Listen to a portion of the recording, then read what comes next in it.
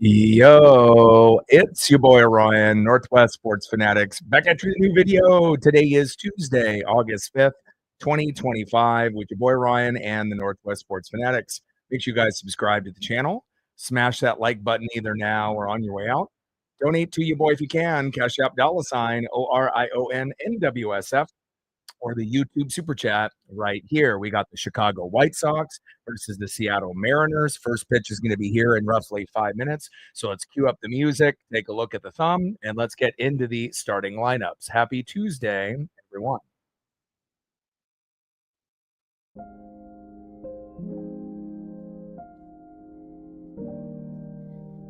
And on the thumb on the left is Luis Robert Jr. And on the right, center fielder, 2020 club for 4 straight years and hit his 100th career home run just a few days ago, Julio Rodriguez. Now let's get into the starting lineups here first for the visiting Chicago White Sox. Leading off for the White Sox in right field, Mike Tauchman. Batting second, playing first base, Lennon Sosa. Batting third, playing left field, Andrew Benintendi. Batting cleanup, batting fourth, center fielder, Luis Robert Jr.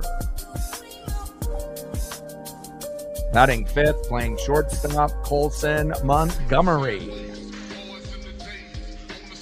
Batting sixth, DHing for Chicago, Edgar Cuero. Batting seventh, catching today for the Sox, Kyle Teal. Batting eighth, playing third base, Brooks Baldwin. And batting ninth, the former Seattle Mariner second baseman, Josh Rojas. And on the mound with a 3-8 record and ERA of 3.84, it is Davis Martin. And now let's get into the starting lineups for your Seattle Mariners.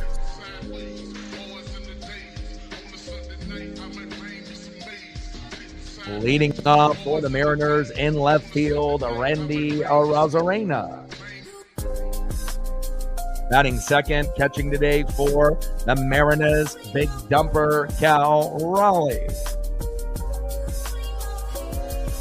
Batting third, center fielder, Julio Rodriguez. Batting cleanup, batting fourth, first baseman, Josh Naylor.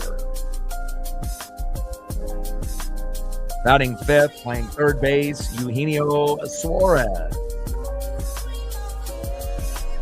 Batting sixth, DHing for Seattle, Jorge Polanco. Batting seventh, playing right field, Dominic Canzone. Batting eighth, playing shortstop, J.P. Crawford. And batting ninth, playing second base, Cole Young. And on the mound with an 8-6 record, an ERA of 3.11, it is our all-star from 2025, Brian Wu. And we're going to need 6 to 7 solid innings out of Brian. You know, a lot of our starting pitching has been a little roughed up as of late, but hopefully the bats will be able to come alive. Fantastic win that we had on Sunday. And obviously, SummerSlam was going on at that same time, but obviously I was watching from beginning to end, trying to see how it all played out. We won 3 games out of 4. And again, when you end up winning 5-4, you know that certain individuals are going to have to step up. Shout out to Polo. Shout out to JP for hitting another home run after the walk-off. And shout out to Julio Rodriguez. You know, we tend to criticize him because we always criticize, players where they don't maybe play up to their contract, play up to their abilities, or if they're compared to someone maybe better than them previous, like Ken Griffey Jr., right? But he's the only player to have 20 home runs and 20 stolen bases in the first 4 years of a career. And not only that, he's got 100 career home runs. So again, 24 years old, very, very young. We have high expectations. We already have kind of the face of the franchise in Cal Raleigh, bringing Gino, back to the team, adding some firepower with Naylor. Randy and Polo are starting to get it together. So I feel like there's less pressure, now on Julio, where he already is a 300 hitter after the All-Star break every single year since 2022. But sometimes you do need to surround, good players around other good players. So maybe there's a little bit less pressure, to be able to be the guy. And also, you got to be able to be aware of what the pitchers are throwing at you, and you have to make adjustments. And it seems like finally, Julio will be doing that more and more often, with Seitzer and Edgar, Ichiro, or anyone else that's wanting to, give some 2 cents on how to be able to change some of the mechanics and being a little bit more patient in the box. But we've definitely seen a better version of Julio, after the All-Star break. And again, sometimes it's just a little bit of a give and a little bit of a take. First pitch from Brian Wu to Mike Tauchman. Takes a strike looking right down the middle, 0-1 count. And we're going to need a solid outing out of Brian Wu, and hopefully we'll be able to get it here today. Wu on the mound. Mike Tauchman, right fielder, leading off.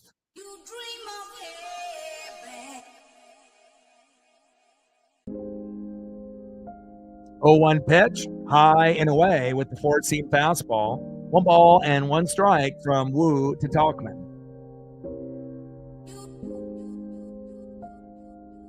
1-1 pitch, takes a strike looking right down the middle, four-seam fastball with some good velocity, 96 miles an hour by Brian Wu.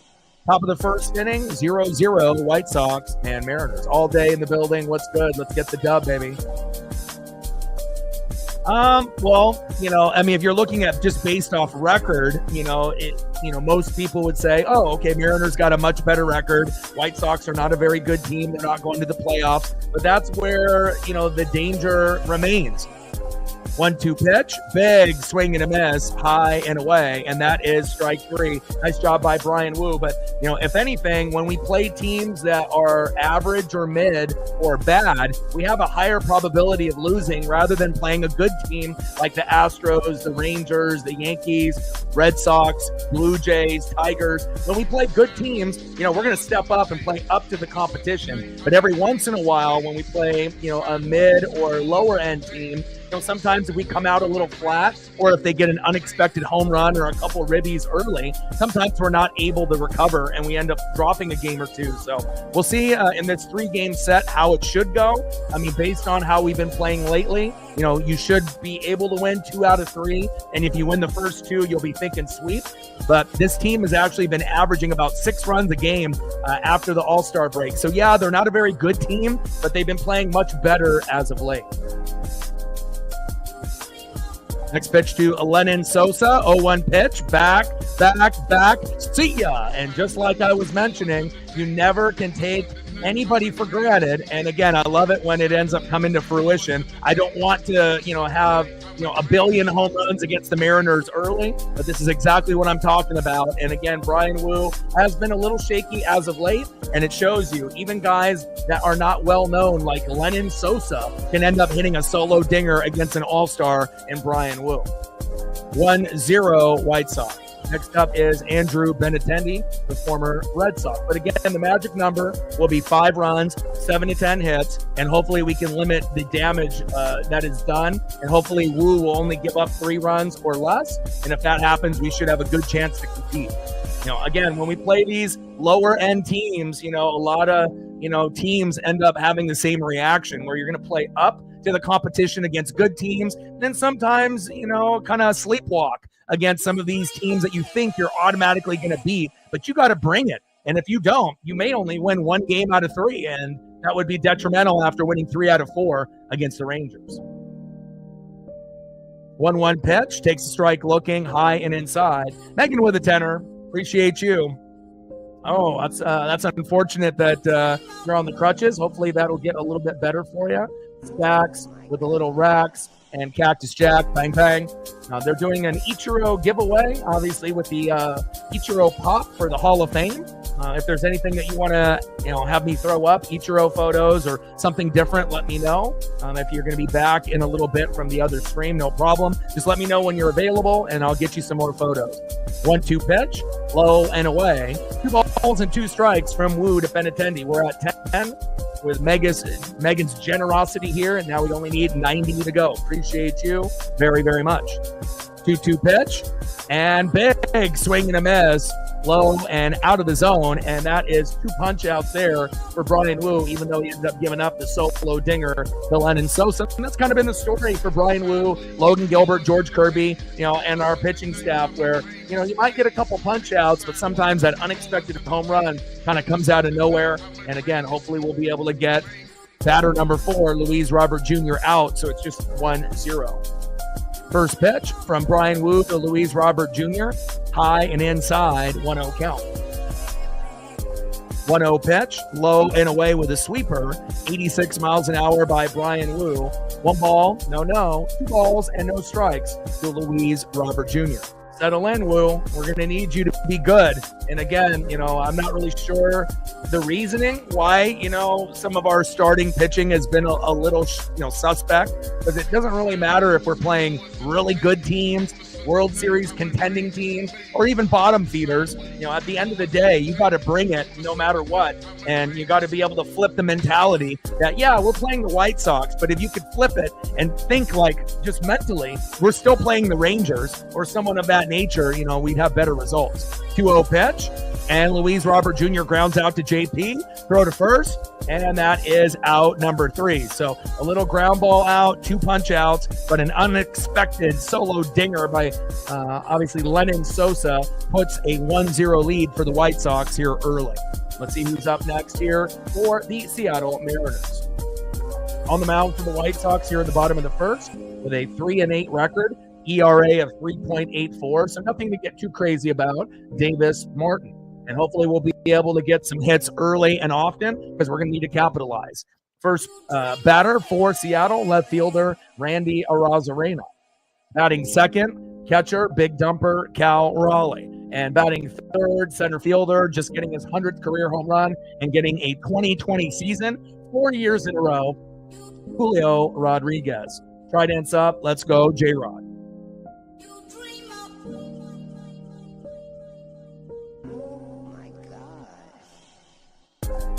All right, sounds good.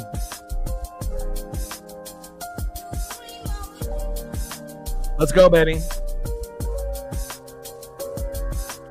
Yeah, but I think it's one of those things, not even just myself, with like ESP, there's going to be people in the room that'll have similar instincts like myself. If you watch a team, over and over and over again, even if there's different players that are in the starting lineup or different pitchers, you kind of have an idea on how things are going to play out to a certain degree. And again, if you're watching games like myself from beginning to end and you're not really missing anything, then you start to pick up on patterns. And then if you can start picking up on those patterns, you can end up making predictions that, not all will come true, but some. And again, I wish I was wrong, about teams being able to beat up on the Mariners when they're not very good, like the White Sox record-wise. But again, you have to look on how they've been playing lately, not what their overall record is. Because how they've been playing since, April and May could be much different than how they're playing right now in August. And since the All-Star break, obviously they've been averaging about 6 runs a game, believe it or not. First pitch, and Randy pops up to the shortstop, and that is 1 away. Hopefully we'll get some batters to be a little bit more patient in the box, because we can't afford everyone to have the Julio syndrome and swinging at the first pitch and then getting popped up or grounded out. We want to make sure we're giving the business to Davis Martin, so that way we can get him to exit early. Down goes Randy, 1 away.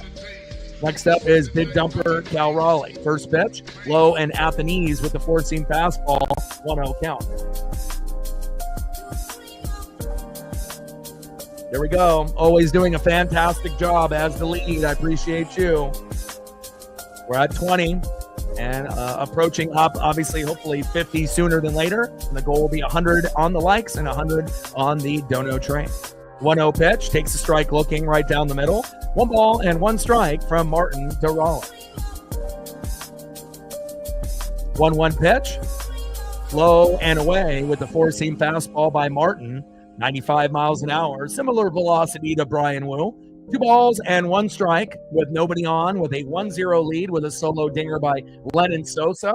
But again, it's not just been a Brian Wu thing where he's been struggling lately. 2-1 pitch, fouls that one off high and away. 2 balls and 2 strikes with nobody on and 1 out with a 1-0 White Sox lead. Wu has been roughed up. Gilbert has been roughed up.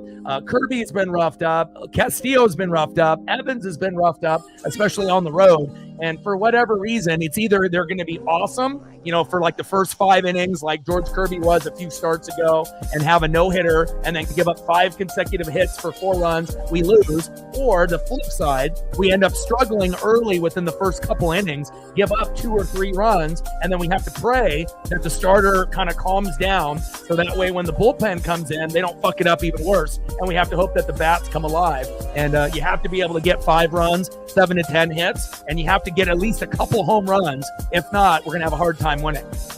2-2 pitch, and down goes Cal Raleigh swinging, and that is out number 2. And hopefully we'll be able to get Cal going. At least he ended up working the count a little bit longer than Randy at that at-bat. But again, we're going to need some good production at the top of the order, the middle, and the bottom. Next up is center fielder Julio Rodriguez, and definitely has turned a page, turned a corner. We're seeing singles, doubles, home runs, robbing home runs, stealing bags. It's nice to be able to see, a good Julio Rodriguez. It definitely takes us to another level when he's playing well. First pitch, high and away, 1-0 count. Martin on the mound, Julio in the box. Davis Martin with a 3-8 record and a 3.84 ERA. So with a 3-8, it doesn't mean that he's going to be lights out or terrible. Sometimes it's usually somewhere in between. 1-0 pitch to Julio, high and inside. 2 balls and no strikes to Julio Rodriguez. Let's go, J-Rod. Trident's up. We need you. 2-0 pitch, fouls it off, high and inside with the sinker, 93 miles an hour. 2 balls and 1 strike from Martin to Julio. 2-1 pitch, big swing and a miss, high and away. 2 balls and 2 strikes from Martin to Julio Rodriguez. Trident's up. Let's go, J-Rod. We need you, baby. Bring that electricity. And again, someone has got to get us a home run, to be able to set the tone as well. And whether that be a solo dinger, a 2-run jack, a 3-run bomb, or a grand salami. Get the mustard and rye bread, grandmama. So we'll see what we get, obviously today, but we should be able to win 2 games out of 3 in the set. But again, that's should. Doesn't mean that we will. 2-2 pitch in play, and Julio's hot streak continues. A nice single up the middle, and a great part about Julio, too, he's not getting out within the first 2 pitches anymore. He's actually taking pitches and working the count, trying to find that great pitch, around pitch 4, 5, 6. And that's great. And there are going to be times where he's going to be overly aggressive like he was, and he'll be able to get a hit off the first or second pitch. But it's just nice to be able to see a little bit of evolution in Julio's game. Next up is cleanup hitter, first baseman, newly acquired from the Diamondbacks with Gino, Josh Naylor. First pitch from Martin to Naylor, fouls it off right down the middle, 0-1 count.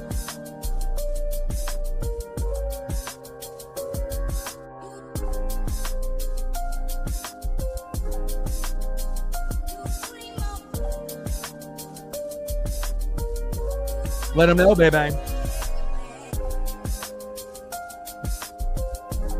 So close with Cal at that previous at-bat, hitting off the foul pole, going foul. But, you would assume that Cal will have a very good chance of homering in this series once or twice.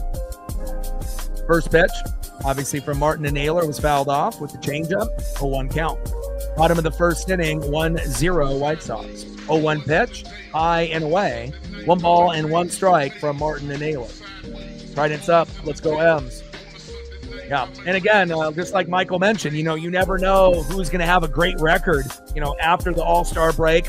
And again, when you start averaging 6 runs a game. Mariner fans, we're familiar with that because when we went on our 9 consecutive series win streak, that's what we were doing. We were averaging 6 runs a game. But once that series streak ended, then we went down to averaging about 1 to 3, and we were getting our ass kicked for about a month and a half. So again, we don't expect anybody to be averaging 6 runs a game the whole year, but even bad teams can get hot, and the White Sox are proving that method.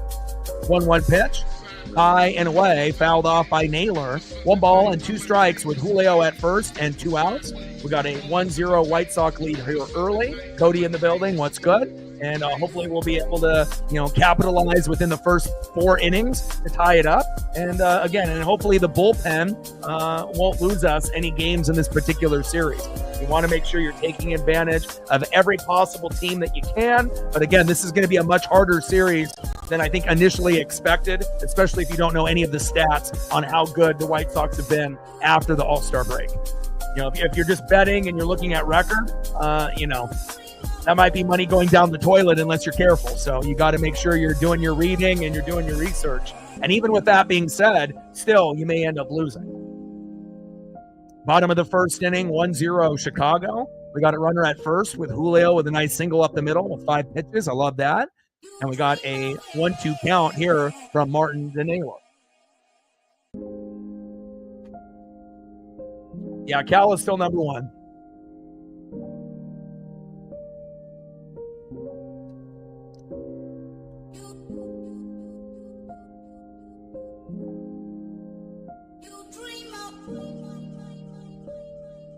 One-two pitch in play. Look at that, baby. Naylor with a great base knock into right. And again, giving us that extra firepower that we needed in the lineup. And not only one, but we bring the teammate from the Diamondbacks also, former Seattle Mariner, coming back home, third baseman Eugenio Suarez. And we're still waiting for Gino's first home run in a Seattle Mariner uniform in 2025. So hopefully we can get that here tonight.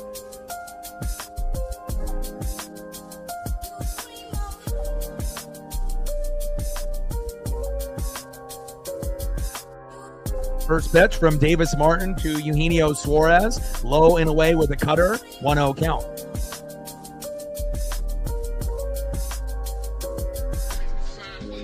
Let him know, Alec. I don't really know why that happens, but again, usually we'll be at the 100, 150 path by the time the game is done. But for not being able to get more early on, it's one of those things. Some people are just watching the stream. Some people are not paying attention. Others are purposely not doing it. But, hopefully we'll get enough of y'all in the room to be able to let the others know, to show some love. And, we'll be able to get to our numbers sooner than later. 1-1 pitch, low and away. 2 balls and 1 strike with runners at first and second with 2 outs. White Sox with a 1-0 lead here early. And again, you're going to get one of the best broadcasts on YouTube here. There's not very many people that are going to be able to be on my level on the NWSF, and that is facts. And Julio gets caught stealing at third, and that is out number 3. Wow. And how often does Julio get caught stealing? Not that often. A little bit more, often, obviously, in the last couple years compared to the first couple. But again, you got to make sure you're doing it in a proper mode. You don't. Wow, that was a hell of a throw there. That was just a laser throw. And I'm looking at the replay with it. Yeah, they got him. Wow. And again, if the throw wasn't such on point there by Kyle Teal, that Julio would have been safe. But again, that was a laser throw, like almost an Ichiro type throw. And again, that is out number 3. And again, when we ended up having guys on, you don't want to leave too many stranded, but it happens. But again, that's why we have, mods and other regulars in the room. So that way that you guys can help, with the likes and the donos and the shares and the subs. It's a team effort, and I appreciate you guys very, very much. End of the first inning, 1-0 White Sox. No one will do a broadcast the way that we do it here. That is facts.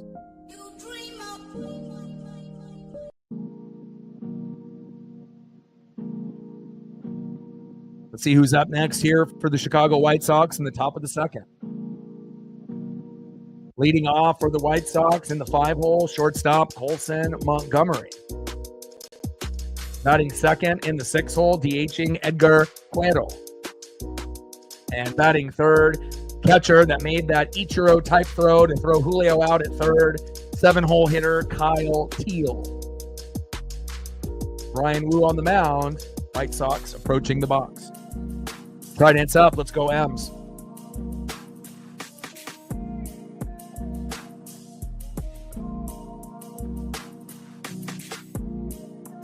Let's go, baby. Got to be able to match the energy of the White Sox. Let's go.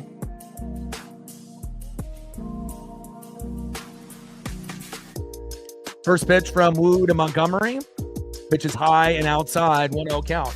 Well, I mean, a lot of times you're going to end up having people try to steal, from first to second, second to third, because you're trying to get runners in scoring position, and they know how good the White Sox have been playing as of late.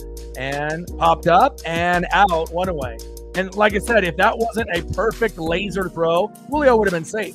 And chances are, that batter might have been able to knock him in. So it's much easier to score a runner from third than it is from second, unless you hit it deep enough in the sweet spot. So, teams are going to be aggressive. Sometimes it's going to work. Sometimes it's going to backfire, but again, if Julio would have been safe, we might have been able to score the tying run 1-1, from that batter after him. So, just kind of bad luck and great defense. You just got to give credit to the White Sox and Kyle Teal.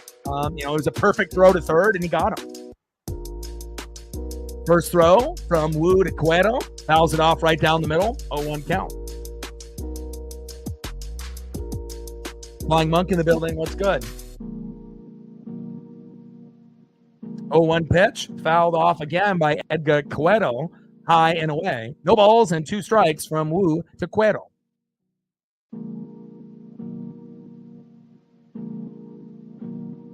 (0-2 pitch, and takes a strike looking for strike 3. Nice job there, baby. I see you, Brian Wu. Bring that electricity, baby. Nice punch out by Wu. Let's go. That's 3 already. Next up is Kyle Teal.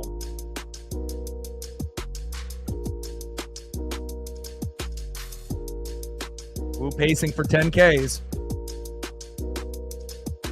First pitch from Brian Wu to Kyle Teal. Takes a strike swinging low and away. 0-1 count.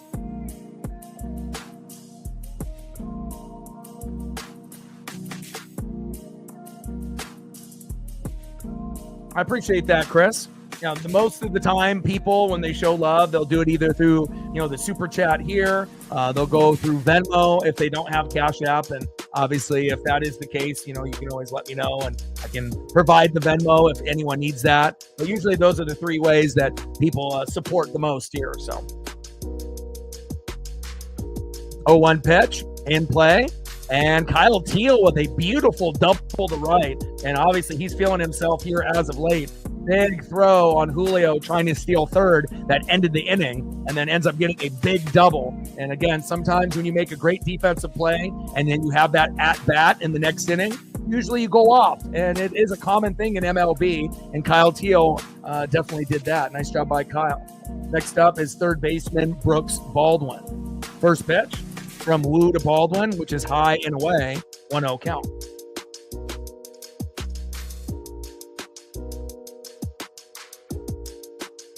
(1-0 pitch, high and away. 2 balls and no strikes with a runner at second and 2 outs. 1-0 White Sox lead here in the top of the second. And then again, if, we end up having regulars or mods in the room and you see a lot of people with not as many likes that there should be, yeah, I mean, it's good for you guys to be able to speak up, and, maybe those people that are looking at the chat, will, obviously, do your recommendation, which would be grateful. 2-0 pitch, fouls one off right down the middle. 2 balls and 1 strike from Wu to Baldwin. $5 holla for every homer. I like that, baby. Appreciate you. Stacks, racks with a little Cactus Jack. Bang, bang. Thank you so much. And we had great homers by Polo, JP, and Julio. Obviously, they're on Sunday. Very exciting 5-4 win over the Rangers. We won 3 out of 4. And again, that's what we needed going into this series. 2-2 pitch. And Baldwin strikes out swinging, baby. Let's go. 4 Ks for Brian Wu. Nice job, Brian. bringing that electricity. And again, we didn't really want any homers given up early, but again, Wu, Gilbert, Kirby, Evans and Castillo have all been kind of relatively shaky the last few starts. But again, if we're going to give up a home run, we have to be happy it was only a solo dinger. Solo dingers don't, hurt as much. It's like a bee sting. It hurts, but you'll get over it. But again, when it ends up being a 2-run jack, a 3-run bomb, or a grand salami, those sting a little bit more, because sometimes when those happen, you don't recover. And, if they continue to add on, you don't come back. You try to, but again, you want to make sure that you're kind of keeping it close. And even though the White Sox don't have a very good record, they have one of the best records after the All-Star break, and they've been averaging about 6 runs a game lately. So even though they're, not a very good team overall, they're a hell of a lot better than they were the first time around that we played them in Chicago with that fucking rain delay. And you would assume a team like that would be able to get a roof or a retractable, but, at least we don't have to worry about rain here in the Pacific Northwest. We're smart. If we're going to have rain, we just close the dome, baby. All right, let's go to the bottom of the second inning, and let's see if we can get this game tied up. Bye-bye.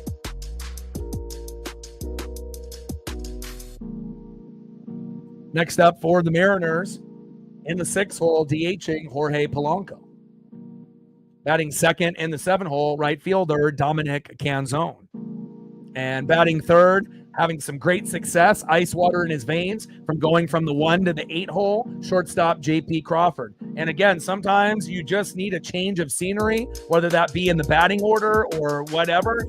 Again, sometimes you got to be able to be benched. Sometimes you got to be, put down lower in the batting order. And again, you want to make sure that you have a leadoff hitter that's producing. And there was quite a few games, after JP's 15, 16 game hit streak ended, going 0 for 4 or 0 for 5, 2, 3, 4 games in a row is killer, because it's not setting the tone that we want. And I'm really happy with the decision they made. And Randy should be the leadoff hitter until Robles comes back in September. And if he's healthy, then we're really going to be raking. Next up is Eugenio Suarez here in the bottom of the second. First pitch from Davis Martin to Eugenio Suarez. Takes a strike swinging, low and away. Changeup, 91 miles an hour by Davis Martin, 0-1 count. And you would assume that Gino, it feels like he'll be homering, very shortly. We don't know if it'll be this series or the next, but I'm hoping that we can get Gino's first home run in a Seattle Mariner uniform in 2025 in this series. And it would be awesome if he actually does it today.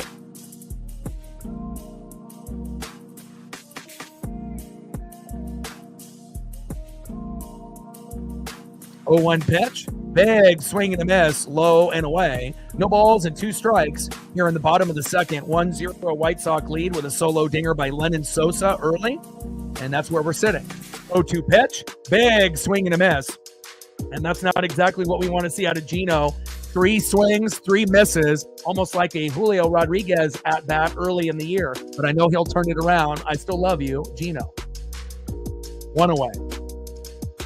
Next up is DHing in the 6th hole, Jorge Polanco. Let's go, Jorge.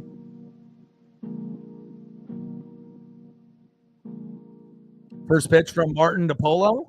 Takes a strike looking low and at the knees, 0-1 count.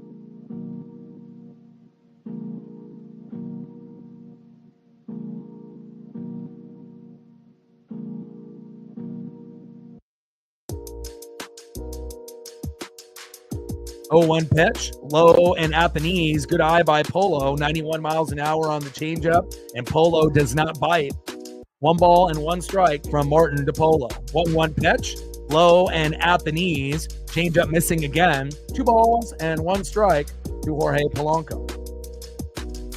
And a great home runs by Polo, JP, and Julio, obviously on Sunday night. And Julio ended up getting his 100th career home run. Congratulations to him. Many, many more to come. And he's the only player in MLB history to go 20-20 in his first 4 years. 20 home runs, 20 stolen bags. But based off Julio's athletic ability, it should be more like 30-30. But again, at some point, I think we will get there.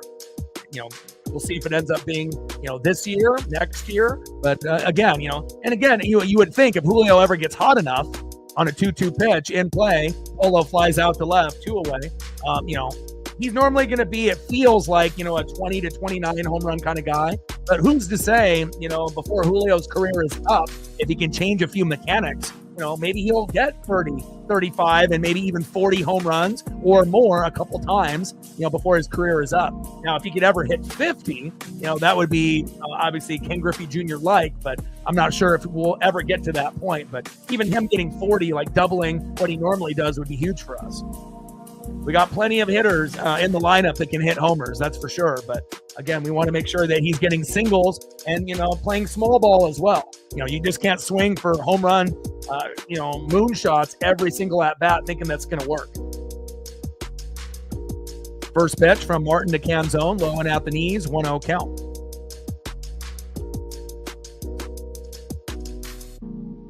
1-0 pitch.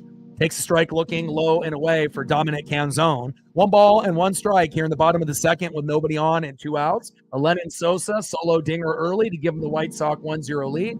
But I do have confidence that Wu will settle in. He'll give up 3 runs or less. And I know that the bats will come alive, whether it be against Martin, which I feel it could be here shortly. 1-1 pitch. Back. See ya! Dominic Canzone. Let's go, baby. And again, that's exactly what we needed. Somebody to join the party. Lenyn Sosa did it for the White Sox. And sometimes it's going to be guys that you least expect. And there it is. Bringing the electricity, Dominic Canzone. We're knotted up at 1. Let's go, Dom. It's a Dom bomb, baby.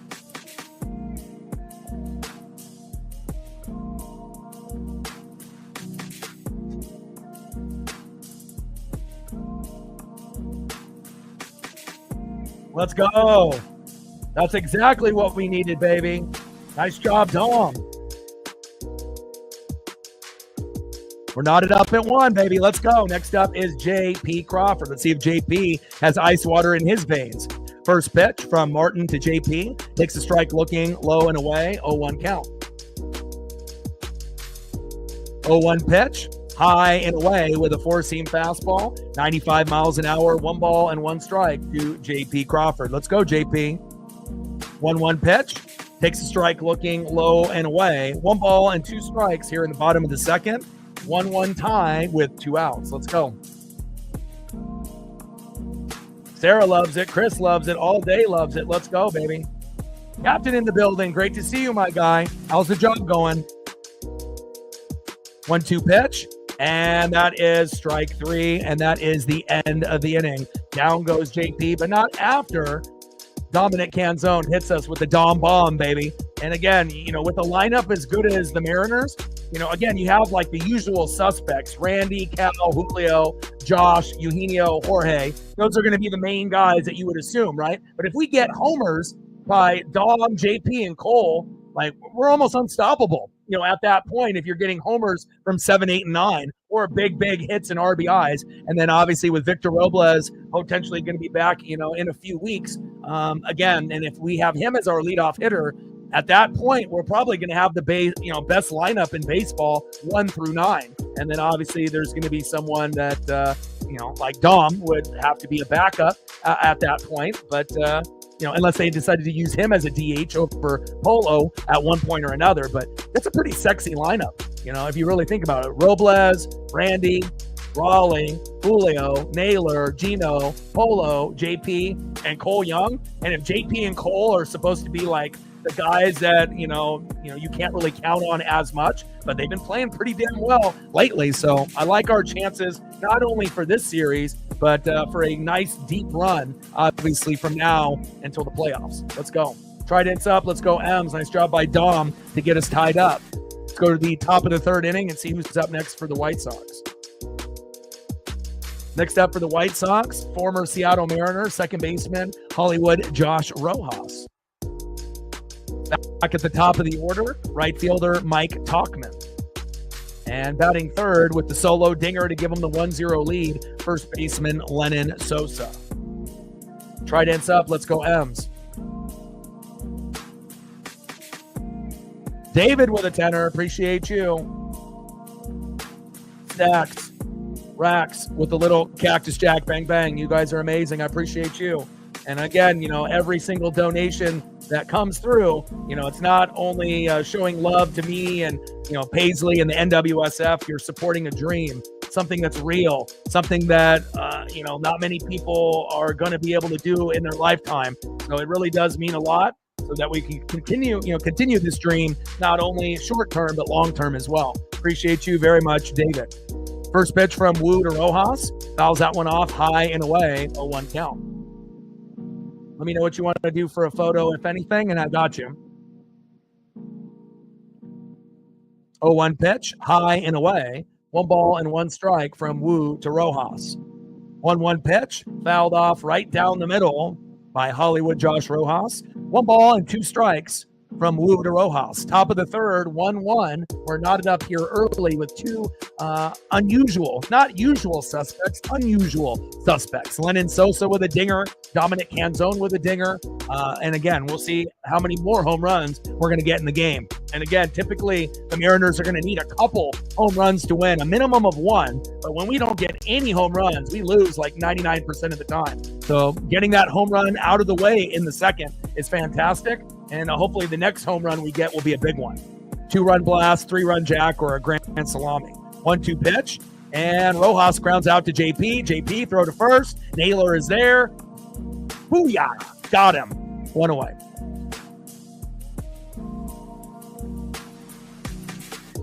Down goes Rojas. Next up is Mike Tauchman. First pitch from Wu to Tauchman. 4-seam fastball, low and in the zone. 1-0 count.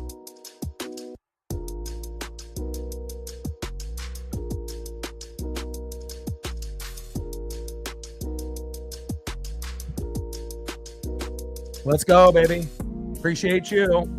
Great to see you, my guy. 1-0 pitch. Fouls that one off. High and away. 1 ball and 1 strike from Wu to Tauchman. So for anyone that is just thinking this is going to be an easy series to win because we're playing the White Sox and they got a shitty record, they've got one of the best records after the All-Star break, and they've been averaging 6 runs a game. So this isn't going to be easy.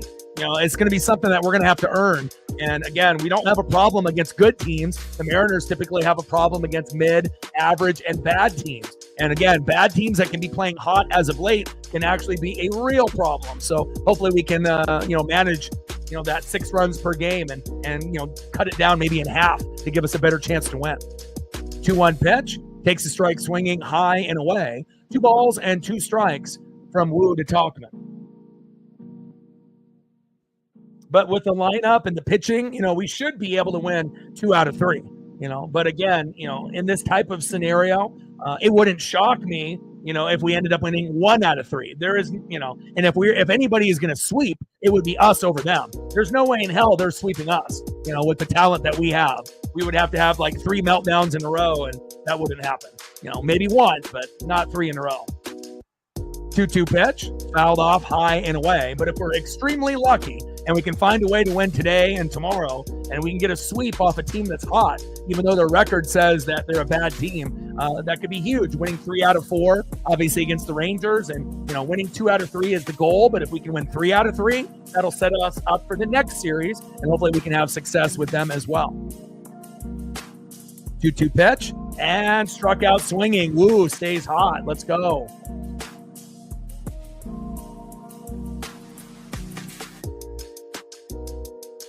Nice job by Brian Wu. Already with 5 Ks, pacing for 10. My boy. Next up, the White Sox 1-for-1 runner with an RBI, solo dinger, Lennon Sosa. Don't get any ideas, Lennon.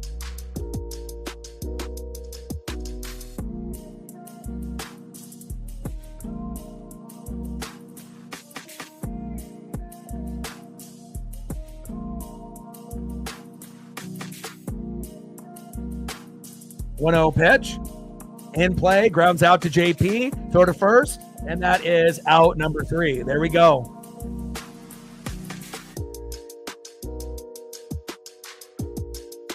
And it's always kind of fun, where you end up having, a home run early by both teams, but then the pitching ends up, being pretty good. 1 run, 2 hits, 1 run, 3 hits. No errors yet, but at least we get the, the taste of a home run for each team to have a little bit of excitement while also having a good pitching outing.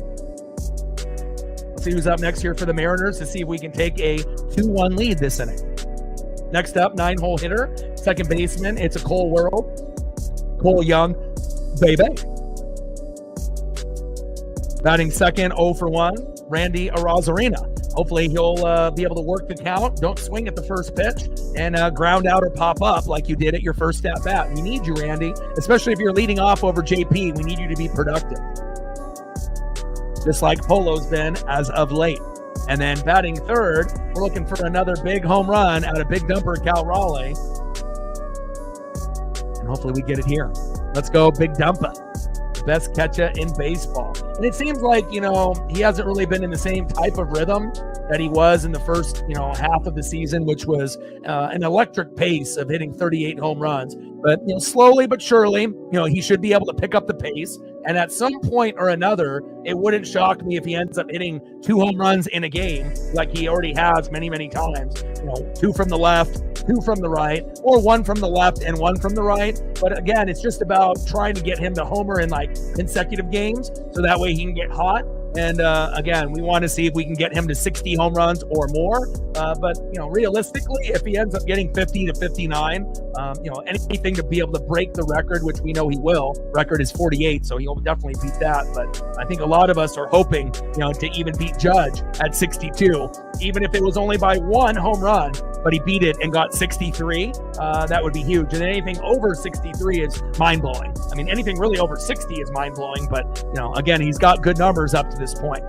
First pitch from Martin to Young. Takes a strike looking right down the middle. 0-1 count. I saw that. And hopefully it'll end up being a productive start for him in the AAA affiliate, the Tacoma Rainiers. It would be nice to be able to have a good Bryce replace Logan Evans, and then, just see where everything falls. 1-1 pitch in play, and Young gets a nice single to right. Nice job, Cole. Little bloop. And we'll take that. Nice job, Cole. Improving every single day. Cole Young. Next up is Randy Arozarena. First pitch from Davis Martin. Takes a strike looking right down the middle to Randy Arozarena. 0-1 count. 0-1 pitch. Takes another strike right down the middle with the changeup. No balls and 2 strikes to Randy Arozarena. Come on, Randy.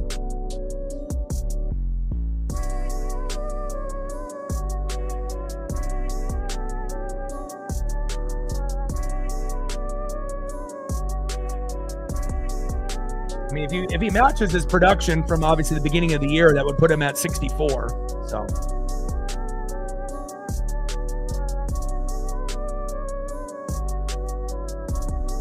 Or 66. 76. Yeah, but we know he ain't hitting 76 home runs. 0-2 pitch. And Arozarena hit by a pitch. Whoa. Randy is taking over that Ty France role. And hopefully Randy is okay, wincing a little bit, but he should be okay. Looks like he's got like 5 elbow guards on. And for, good reason. He gets plunked in that same fucking spot on the elbow or on the bicep, shoulder area. Hopefully he's okay. Slow walk to first. Next up is Big Dumper Cal Raleigh. Trident's up. Let's go, Cal.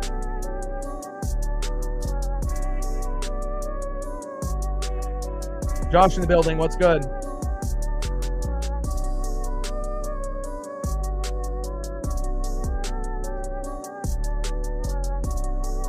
Like, sub, donate, comment, share. If you haven't smashed that like button yet, please do. Help us get to 100 likes and 100 on the dono train.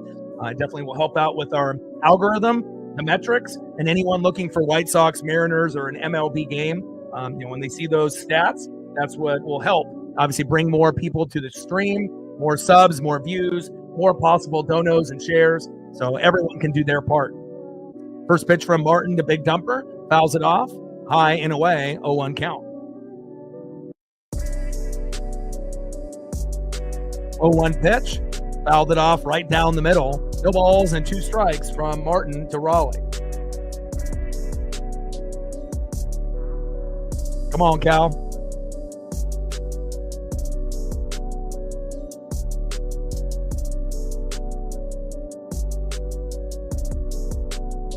Bottom of the third inning, runners at first and second with no outs. We got a 1-1 tie. 0-2 pitch in play. And Cal grounds out into the double play. Brutal, but at least we have a runner at third that's still safe. But again, you're not going to see Cal hit into too many double plays, but he does there. See if Julio can be a hero and make up for that. Get a nice RBI single for Julio, which is possible, to give us a 2-1 lead. And obviously Cal hitting to a double play, he'll be able to make up for that later in the matchup. First pitch from Martin to Julio, takes a strike swinging, high and away. 0-1 count. Martin on the mound, Julio Rodriguez in the box. 0-1 pitch, big swing and a miss, low and away. No balls and 2 strikes from Martin to Julio. Come on, Julio, be patient. Find the right swing for this at-bat to get us a 2-1 lead. Let's go.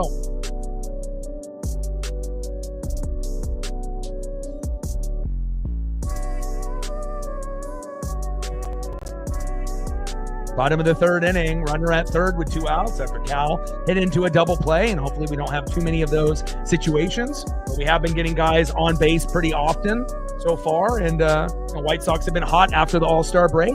One of the best records in MLB, averaging about 6 runs a game. So this isn't going to be, I think, easy all games. I mean, we might have one easy game, but I don't think every game will be easy. I think it's going to be kind of a grinded out, type of series. And it typically is when we play teams like this. 0-2 pitch, low and away. 1 ball and 2 strikes with a runner at third and 2 outs. 1-2 pitch in play, and Julio grounds out to the shortstop, and that is out number 3. We leave him stranded, but at least we're still tied 1-1. Dom got the home run early, and again, it's all about keeping pace, with the team that scores first. And hopefully in the next couple innings, we'll be able to have that nice monster 1-4 run inning to take the lead. Let's go to the top of the 4th inning and see who's up next here for the White Sox.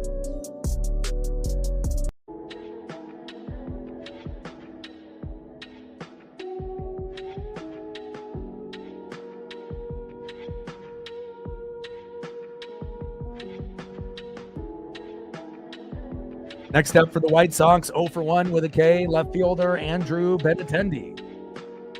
Batting second, 0-1, center fielder Luis Robert Jr. And batting third, shortstop in the 5-hole, 0-1, Colson Montgomery. Trident's up, let's go M's.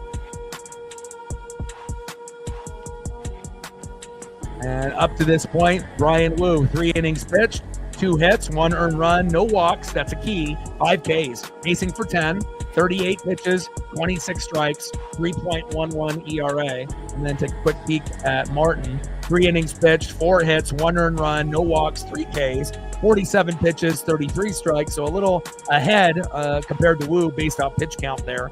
And again, 2 less strikeouts for Martin compared to Wu, which is, kind of a given. And then if you're just tuning in to the matchup, Lennon Sosa, homer to left center, 92 feet. And that was in the first inning, 1-0 White Sox. And then Dominic Canzone decided to give us a Dom bomb, baby, in right center in the second inning to tie it up 1-1. And that's where we're sitting right now here in the top of the 4th with a 1-1 tie. Trident's up. Let's go M's.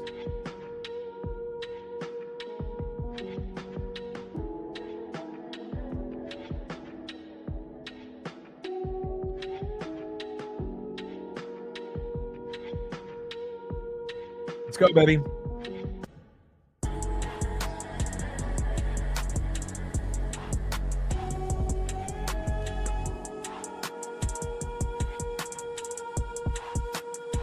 Little slow dribbler, bang. Luis Robert Jr. We'll take that. And a very quick out there, 1 away. And again, if they're Luis Robert Jr. is going to be overly aggressive, like Cal, Julio, or Randy early on, so be it. We'll take that.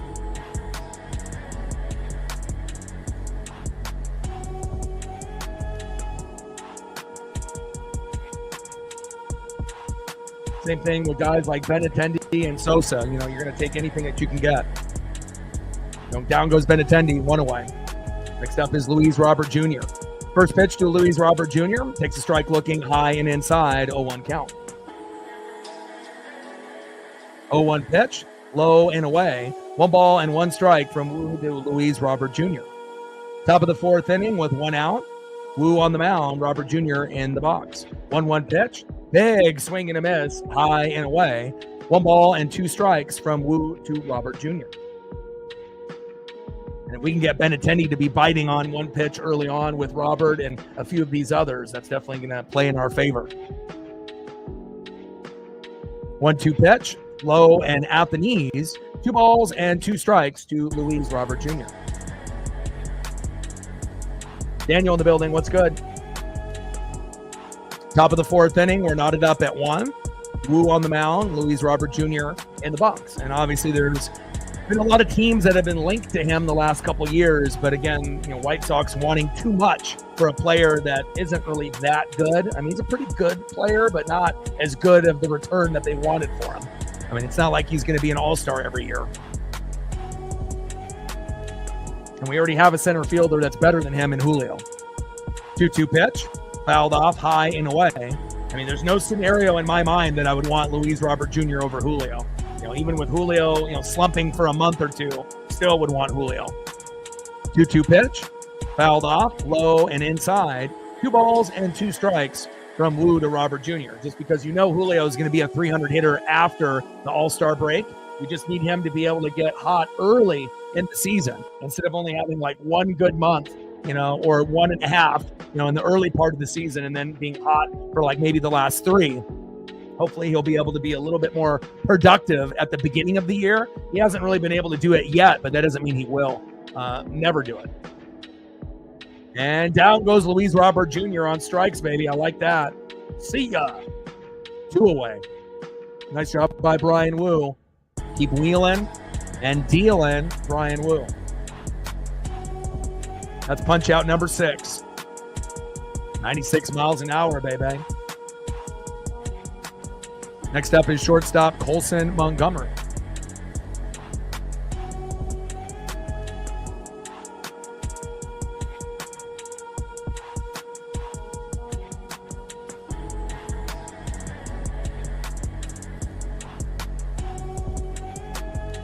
First pitch from Wu to Colson Montgomery. Fouls it off high and inside. 0-1 count.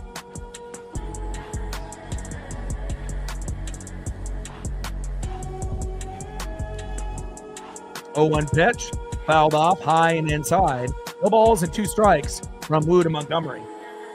At a game, all the bobbleheads and all the memorabilia and the stuff that I usually wear or, I show on stream is usually from the games themselves that I go to. Like typically if I end up going to 1 or 2 games a year, we look on the schedule to see if they're going to be doing like a promotional day, because if you end up buying a ticket for, $100 to $200 and you can get, a $50 to $100 bobble for free. Obviously I'm not in the business of selling them and flipping them. I keep them and whatnot. But that one is actually from a game from a few years ago. 0-2 pitch, low and at the knees. 1 ball and 2 strikes from Wu to Montgomery. I mean, I got a, Griffey Ichiro, dual bobble. Also a Dan Wilson, Randy Johnson dual bobble. I got Julio's rookie bobble in a box. I got Edgar. I got James Paxton. I mean, I got a bunch. Edgar Martinez Hall of Fame bobble, but most of the bobbles are in the box. I usually just leave them in there, but that's my favorite, bobble of Griffey, just because it's based off the 1989 Upper Deck rookie card. And anytime you can have that throwback look, it's pretty cool. 1-2 pitch, fouled off, high and away. 1 ball and 2 strikes from Wu to Montgomery. 1-2 pitch, low and away with the changeup, 90 miles an hour by Brian Wu. 2 balls and 2 strikes with nobody on and 2 outs. We're knotted up at 1 here in the top of the 4th, White Sox and Mariners. Chris in the building. What's good, brother?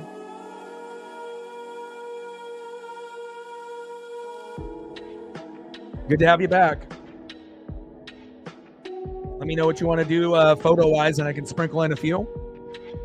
And Montgomery strikes out looking. There we go. Brian Wu wheeling and dealing with another punch-out. Bring that electricity. You gave up a home run early, but you've settled in. Nice job, Brian Wu. Let's go. Let's go to the bottom of the 4th inning and see who's up next for the Mariners. Next up for the Mariners in the bottom of the fourth, 1-for-1, Josh Naylor.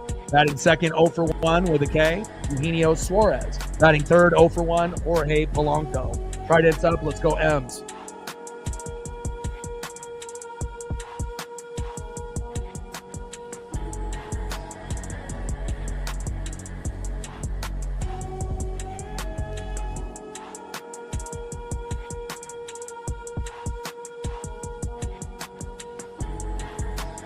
And we gained 3 subs since the stream started, so shout out to all the new subs that we've acquired. We only need 19 to go to hit 21,300, so you should be able to do that within a couple days.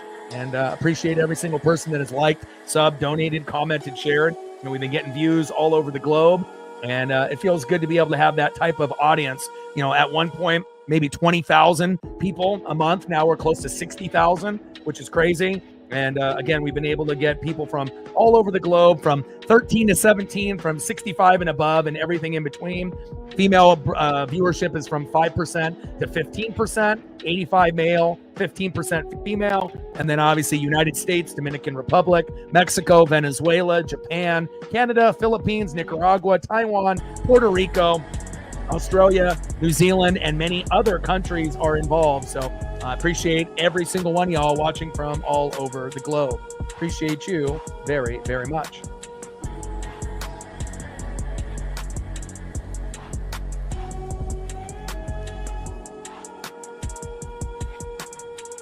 Well, since they are celebrating Ichiro, obviously in the Mariners Hall of Fame, and obviously the MLB Hall of Fame, and they're doing some giveaways and whatnot, like Ichiro Funko Pops. Figured we could obviously show a little love for Ichiro here to start off, and then we can go to something else as we get a little bit further into the broadcast. Appreciate you.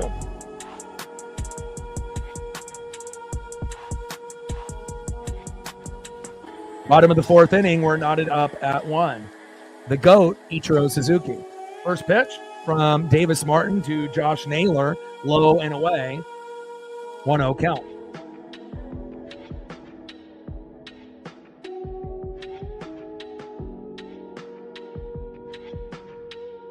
One 0 pitch, and reaches first on a throwing error. We'll take that, baby. And a hard hit ball, but again, not fielded correctly, and we'll take an error any day of the week. Nice job by Josh Naylor. And again, it shows you, how productive Naylor and Gino, are going to be able to be with this team. And again, Gino hasn't played as many games and just needs to be able to find the rhythm. And I really feel once Gino ends up getting his first home run, with the ball club this year in 2025, it'll start a nice little hot streak for him, kind of like JP as well. And speaking of back, see ya, there it is. And I told y'all at the beginning of the broadcast, I had a feeling, and there it is, Eugenio Suarez, 390 feet. He just needed the right pitch. And again, first home run in a Seattle uniform. It's like the sports gods are hanging on every word. And as long as I say it, and then you speak it out loud, sometimes it happens. And I really do feel after this first home run, which we just saw, that I was just mentioning, right, you should be able to see an uptick and, hits, RBIs, and home runs for Eugenio Suarez. And again, it's just crazy, how the sports gods will, hang on to every word here. And there we go. And again, I usually have these feelings when, I'm paying attention to like when the last time that guy homered. And if it's been a minute, obviously certain guys are overdue and they just have to be able to find that right pitch. Nice job by Gino. Let's go. Next up is Jorge Polanco. First pitch from Martin Apollo, low and away, 1-0 count. And again, I'm not going to be, 100% correct with everything. No one is. But I think I got a pretty good pulse, on what's going on with this team. And there are going to be a few calls that I'll be able to predict every game. And Gino making me look good there. Nice job. Good vibes only. 1-0 pitch. Takes a strike looking high and away. 1 ball and 1 strike from Martin Apollo. 1-1 pitch. Big swing and a miss. High and away. 1 ball and 2 strikes from Martin DePolo. 1-2 pitch. Low and in the zone. Should have been strike 3, but wasn't called. Not sure about that. 2 balls and 2 strikes from Martin DePolo. 2-2 pitch. Low and away on the line. Probably should have been strike 3 again. Not really sure what this ump is looking at, but there's been 5 pitches and probably, at least 3 strikes, maybe 4 out of the 5 pitches. But now we have a full count. 3 balls, 2 strikes from Martin Apollo. Let's see if Karma will find a way. 3-2 pitch and big swing and a miss. Down goes Polo. But if we're really being honest, he should have been struck out like 3 pitches ago. So maybe Karma finding its way. 1 away.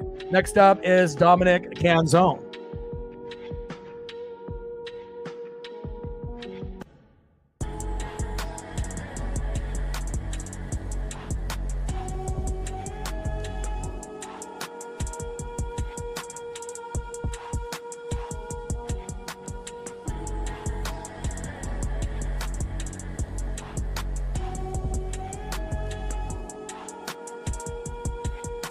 Flying Monk with a 5er. First pitch from Martin to Canzone, low and at the knees. 1-0 count. 1-0 pitch. Big strike looking right down the middle. 1 ball and 1 strike from Martin to Canzone.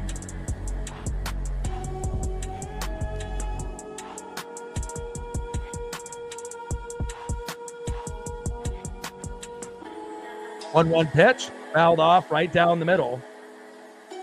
1 ball and 2 strikes from Martin to Canzone. Appreciate you, Flying Monk. Stacks, Racks with a little Cactus Jack, bang, bang. And I'll get you a photo once we go to commercial break here.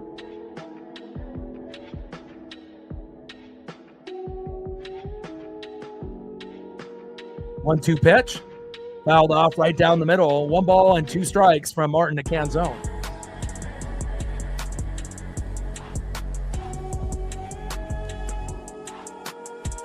Ristorante Machiavelli in Edmonds. I got you. 1-2 pitch, low and at the knees. 2 balls and 2 strikes from Martin to Canzone. Bottom of the 4th inning, 3-1 Mariner lead. Gino with a big 2-run blast. And if Naylor doesn't, get to first base off that error, it's only a solo dinger. And if you remember, I mentioned once we got the solo dinger to tie it, after Lennon Sosa got a home run, Canzone did, we want to be able to get something bigger the next home run. And we did. It's awesome that when, you can kind of put it together. And down goes Dom, and that is 2 away.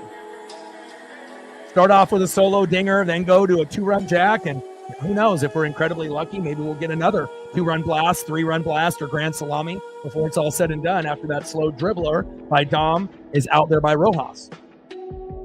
Next up is JP Crawford. Ice water in his veins since he moved to the 8-hole. First pitch from Martin to JP. Fouls it off high and inside. 0-1 count. And sometimes that's what you need to be able to get back into a groove. 0-1 pitch. Big swing and a miss, low and away. No balls and 2 strikes from Martin to JP. Now, let me see if I can refresh it here.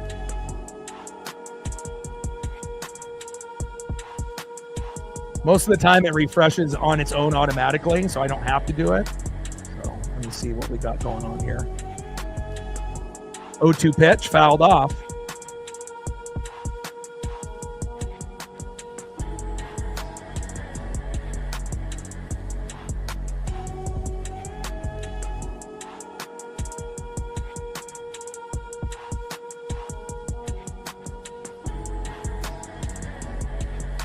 One sec here.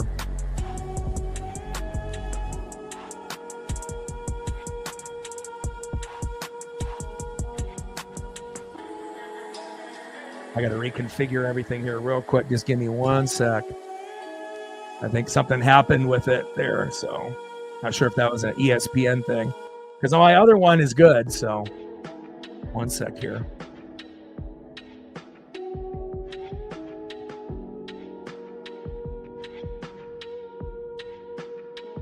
Let's see if I got it to work.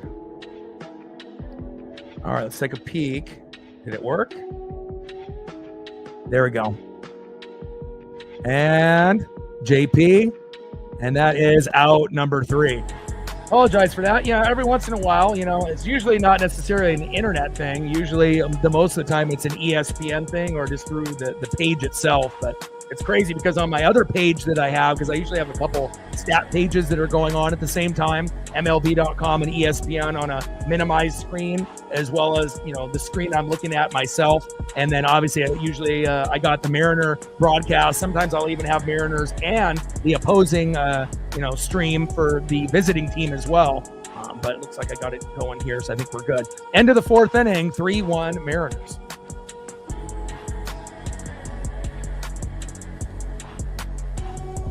Yeah, if anytime it ends up freezing like that, just holler in the chat, and then I'll try to refresh. And if not, then I just got to close it out and open up another one and then see if it goes from there. But hopefully that'll be the only time. And usually the only other time that we'll have an issue like that is, if they take a break late in the matchup, which happens sometimes. All right, let's see if we can get a photo up here real quick.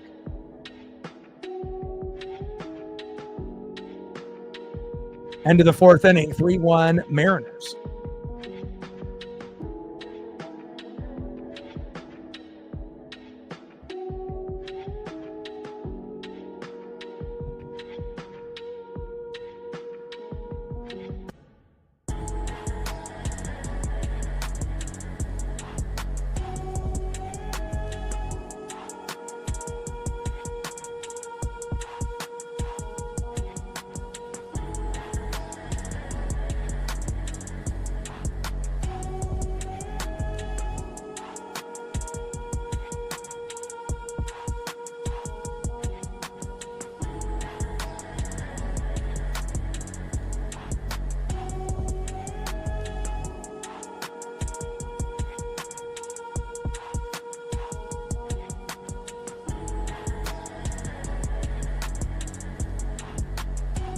Trying to be able to find a good photo here for you, but nothing really is coming up. See if I can find one that most of them aren't going to fit the screen. So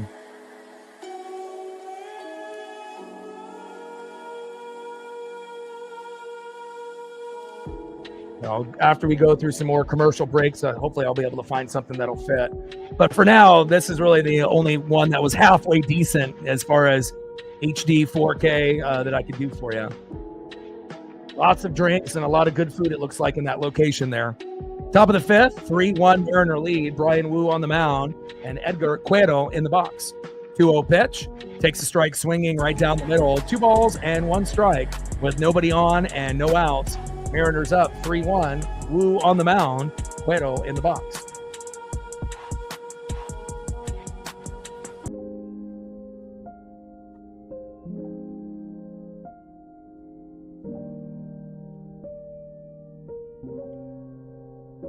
Yeah, not ideal for ESPN buying that. Yeah, I agree. I mean, ESPN is a pretty tough watch nowadays unless there's actually a game on.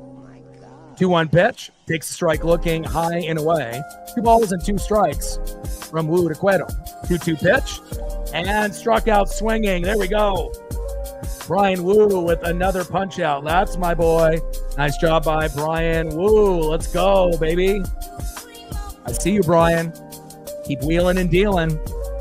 And with that, punch out number 6 for Brian Wu. 4 more to go to get to 10. Let's go.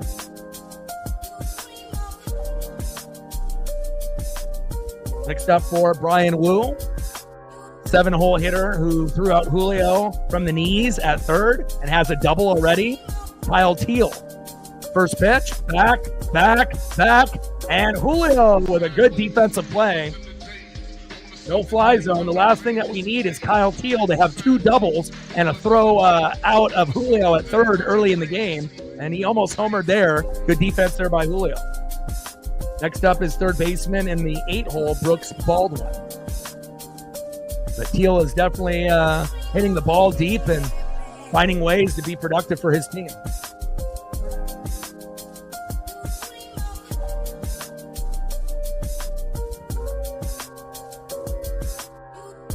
Top of the fifth, 3-1 Mariner lead. Eugenio Suarez with a big 2-run blast where Naylor ended up having a hard hit single, but there was an error to first. And it's always better to be able to get a long at bat, that turns into a walk or a base hit, and then the next guy homers, instead of it just being a solo dinger. It really does cause a lot of pain for the other team, and we should know because it's happened to us a fuckload of times. 0-1 pitch, fouled off high and away. No balls and 2 strikes from Wu to Baldwin, but after Wu gave up that solo dinger by Lennon Sosa in the first, he's been very, very good. And again, that's typical of the Mariners. Sometimes we'll give up, a lot of homers early, and it's a long day, or usually, 1 to 3 runs early and then no more after that. But luckily at this point, it's only a 1.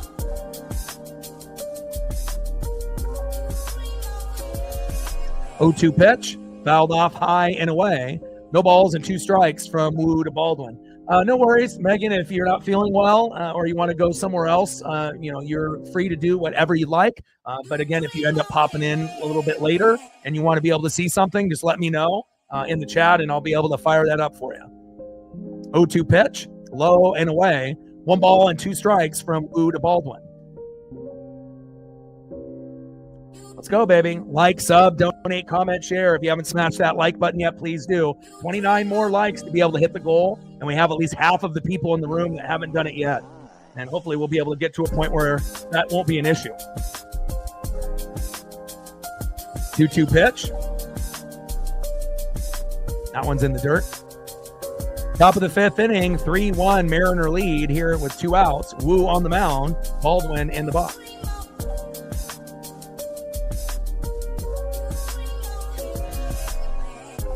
Yeah, but, crutches is unfortunate, but again, that shouldn't, bring down the experience. You're going to find a way to make the most of it like you do in everything in life. 2-2 pitch, and Baldwin grounds out to the pitcher, and that is out number 3. Sometimes things in life aren't perfect, and there's, little speed bumps and setbacks, that we have, but you just got to be able to look at the bright side of things, and sometimes it's hard to do that. But again, it's like you get a flat tire, right? It could have been 2 tires. You end up, being on crutches. Well, you could have issues with your arms also. So again, you could always have a situation be worse. And I feel like if you have that type of mindset, obviously it's not ideal. Obviously on a trip that you're going to be in crutches, but I feel that you will make the most of it, and you'll find a way to be able to have as much fun as you can, even when you may not be fully mobile at that point. But I wouldn't let that ruin an amazing trip that you've been looking forward to going for almost a year. So hopefully you'll feel a little bit better, and hopefully the recovery will be sooner than later as well. Prayers up to you. Let's go to the bottom of the 5th, 3-1 Mariner lead, and let's see who's up next for the Mariners. See if we can add on a little bit more. Next up for the Mariners, 1-for-1, Cole Young. Batting second, 0-for-1, left fielder Randy Arozarena. And batting third, big dumper, 0-for-2 with a K, Cal Raleigh. See if I can find anything else here photo-wise on this end.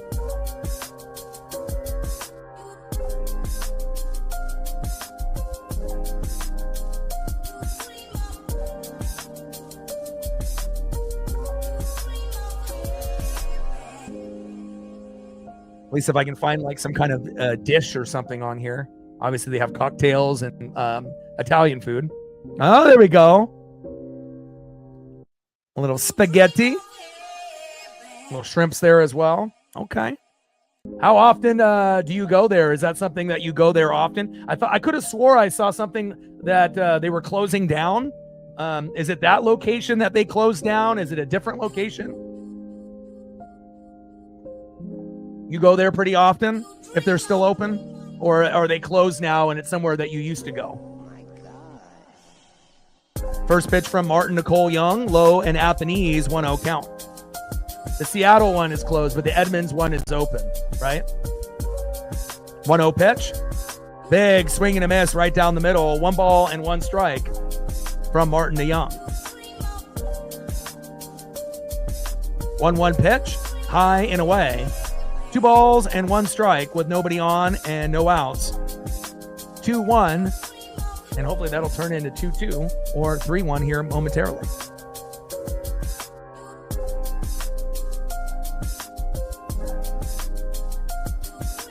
Two-one pitch, Takes a strike swinging right down the middle. 2 balls and 2 strikes from Martin DeYoung. 2-2 pitch. Fouled off low and at the knees. 2 balls and 2 strikes from Martin DeYoung.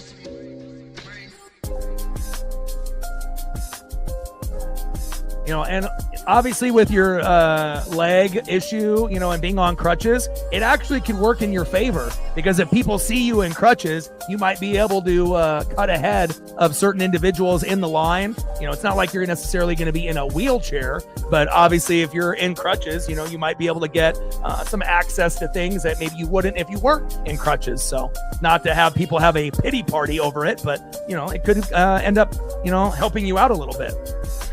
And Young singles to right. There we go. I'm always thinking, you know, you got to think in the positive, you know, and it's not like people would be like, oh, you know, some kind of pity party. But again, if you're, you know, not 100% and you're in crutches and you're still there, it could lean and turn into something where you might get an extra meet and greet. Maybe they'll let you cut ahead so you can sit in the DeLorean. There could be certain perks, you know, to having crutches. So keep that in mind. Bottom of the 5th with a runner at first. Next up is Randy Arozarena. First pitch, Randy back, flies out to right, and that is one away. Randy's been overly aggressive, you know, popping up, you know, shallow and deep in the first couple at bats. Work the count, Randy.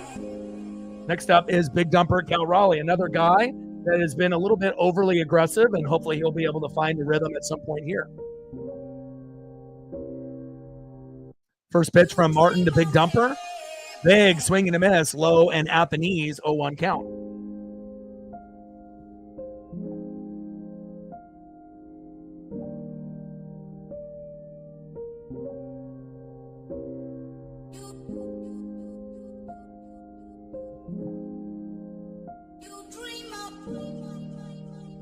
Oh, 1 pitch, high and away. 1 ball and 1 strike from Martin to Raleigh.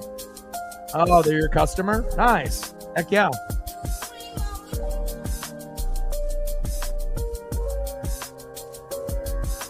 This one isn't a fitted that I have on. I got snapbacks, you know, for the most part. But to be honest with you, I don't even know what my head size is at the moment. You know, obviously it'll change, you know, from time to time. Sometimes hats will shrink and whatnot as Raleigh flies out to right, 2 away. But I haven't had a pro back hat in probably a year or whatnot, so I wouldn't really know, you know. And again, sometimes, you know, you'll go for kind of a tight fit, and others you'll go like one size up, because you know at some point if you wear it a lot it may shrink on you a little bit. So I probably would have to, you know, go to like a lids or whatever and see what suited me the best and whatnot. But I have no idea, you know, at this point what my pro back you know, head size is at the moment. It used to kind of vary between a couple sizes if I wanted it exactly fitted. As Rodriguez grounds out into the fielder's choice, Young is out at second, and that is out number 3. Unfortunate inning there, but again, at least we still have the 3-1 lead.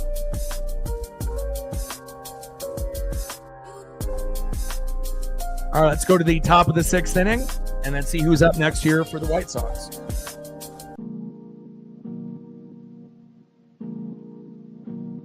Next up for the White Sox, 0 for 1, the former Seattle Mariners second baseman, Hollywood Josh Rojas. Batting second, back at the top of the order, 0 for 2 with 2 Ks, right fielder Mike Tauchman. And batting third, 1 for 2 with a solo dinger, Lennon Sosa. Trident's up, let's go M's.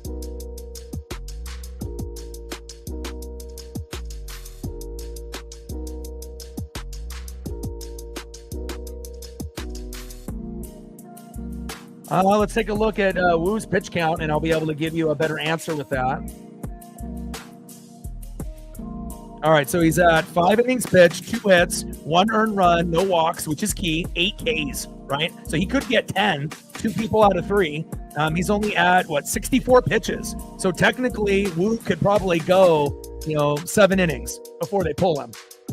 Technically, we'll see how many quick outs that he gets, but there's a chance he could go 8 innings, but, I'm not really sure if they're going to go that route, but it would help our bullpen a lot if he did, as long as he didn't, have a meltdown at the end, But if he goes 7 or 8 innings, and then all we need to do is throw in Brash, Pizarro, one of those two, and then Munoz, then game over. And then we're only using like three pitchers.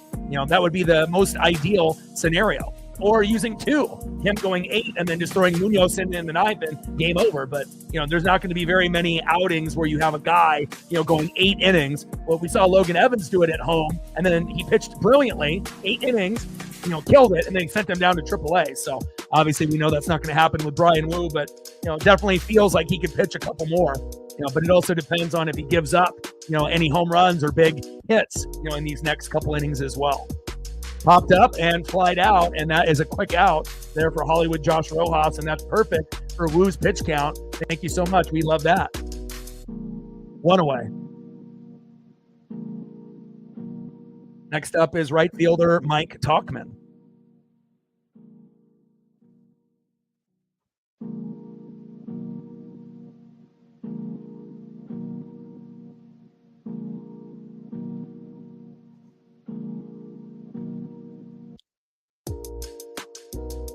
Absolutely. I mean, back in my day, when I started watching in the mid-'80s, in the 80s and 90s, it was a regular thing, for pitchers to pitch all 9 innings like Nolan Ryan, and again, there's a reason why he's got the most no-hitters, the most 1, 2, 3, 4, 5 hitters, in the game. And, I don't know if he's really, a human or if he's an alien, but for a guy to pitch from 1968 to 1993 and never have Tommy John and, have all those strikeouts, it's not, common to say the least, but it was a common thing to see guys go deep, in games. And obviously Tommy John existed back then, but it exists now. And it almost feels like there's more Tommy John now than there was back then. So I'm not sure if it's diet, exercise, what these routines are. 0-2 pitch, big swing and a miss. There we go, baby. And there's another one. Nice job by Bryan Woo. Let's go. Down goes Tauchman, 3 Ks today. Let's go. Woo! Next up is first baseman Lenyn Sosa. 9 Ks for Woo. Can we get the last one right here? And then obviously if he goes back in the 7th, I mean, it could end up being 11, 12, 13 Ks. Could be a real big day. Let them know, Captain. You and all day. Hopefully you guys can be able to get that done. Like, sub, donate, comment, share. If you haven't smashed that like button yet, please do. Help us get to 100 likes and 100 on the dono train. And then once we hit 100, we should be able to get to 125 or 150. And again, if it is something that is happening, it's up to you and all day and the others in the room to, be able to turn that around. Obviously I don't want to be having to verbally say it, 10 times in a stream. It gets a little bit, a little old when that happens, but sometimes it needs to be said, to be able to get people to, pay attention rather than if they're not paying attention to the chat itself. Sometimes they got to have me say it. So top of the 6th, 3-1 Mariners. Woo on the mound, Lenyn Sosa in the box.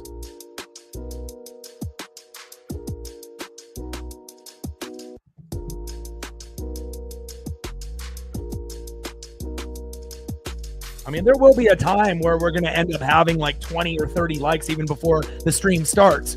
So at that point, we won't even need as many, but it's just all about getting the proper support, when we can get it here on the channel. 2-0 pitch.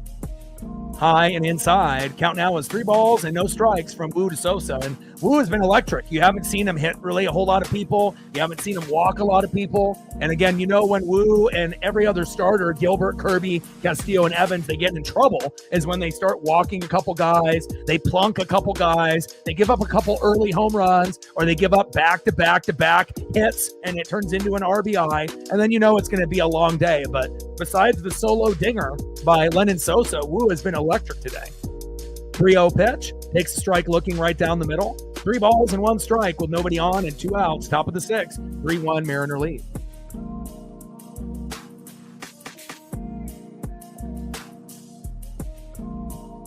Plus, I don't think really people fully understand how hard it is, to be able to produce a show, do the live play-by-play, and do the color, and vibe in the chat, and watch 2 different streams, and check out stat pages, and try to be able to do a broadcast. It's not common. And that is out number 3. There we go. Let's go to the bottom of the 6th with the Mariners with still a 3-1 lead. Woo on Sosa. And Woo is still at 9 Ks after that pop-up into right field. And Dominic Canzone is there.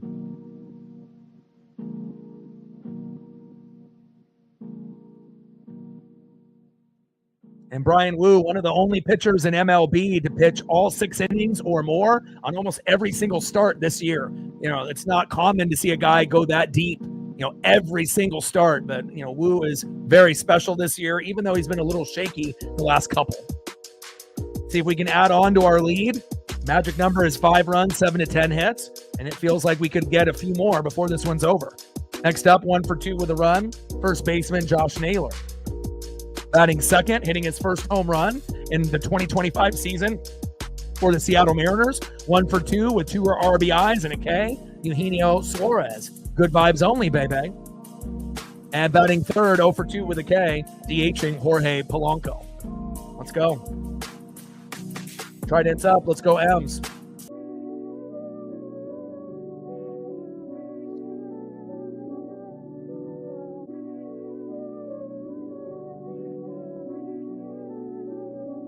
$19 more subs to go to get to 21,300.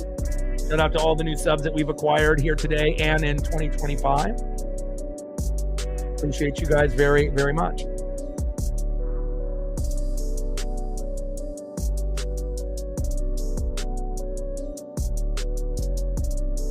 All right, we're at 82, 18 more likes to get to a hundo, and we have at least 70 people that haven't hit the like button yet, more than half. So again, if you are in the room, do your boy a solid, hit the like button. It takes 1 second, then we don't have to bring it up again.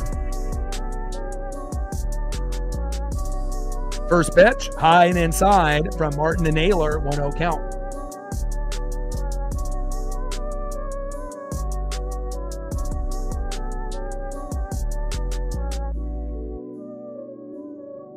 One-0 pitch, low and away.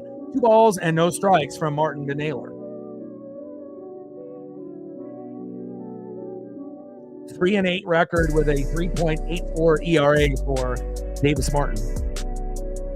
Consecutive 6+ inning pitch starts, team history in a single season. Felix Hernandez, number 1 with 27. Randy, number 2. But Brian Woo climbing that ladder. 2-0 pitch, low and at the knees with the changeup. 3 balls and no strikes from Martin to Naylor.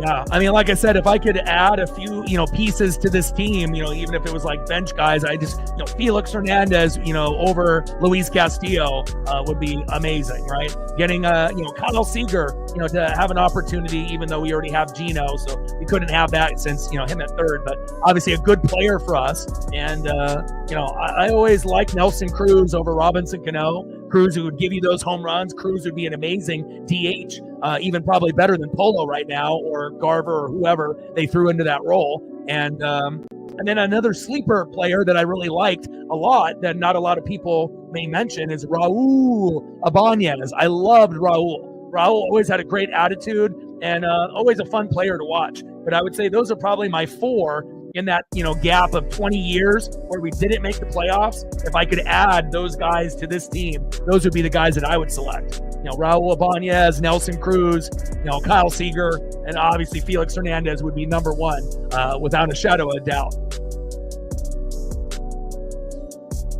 First pitch from Martin to Gino, low and away, 1-0 count.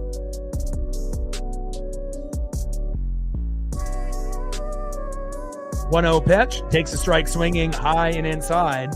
1 ball and 1 strike to Eugenio Suarez.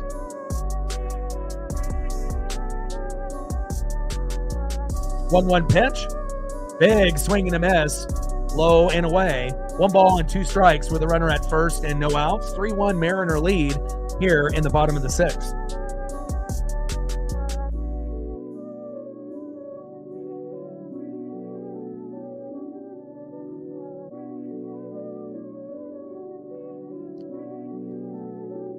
Try to up. Let's go, Adams. 1-2 pitch. Low and away. 2 balls and 2 strikes from Martin to Gino.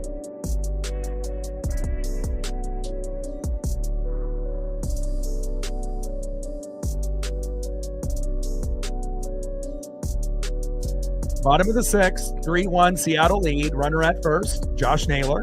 And you've seen the impact of Naylor and Gino. And again, it's the best trade deadline for the Mariners ever. And if you actually look back on a lot of other teams, how many other teams have been able to get, the best player and then another top 4 player, on the same team in the same trade deadline? It doesn't happen. And Naylor steals second. Naylor is stealing bags better than Julio. I mean, this is crazy. Like, for a guy that really didn't steal a lot of bags for the Diamondbacks and the Guardians, I mean, he's out there as a big boy. Maybe not as big as like Rowdy Tellez or Cal Raleigh, but Naylor is moving very fast for his size. And again, anytime you can get a runner in scoring position as a big boy, that is a huge advantage for the Mariners compared to these other teams. And we already seen Kyle Teal throw out Julio at third, but no throw out on Josh Naylor there at second. Beautiful.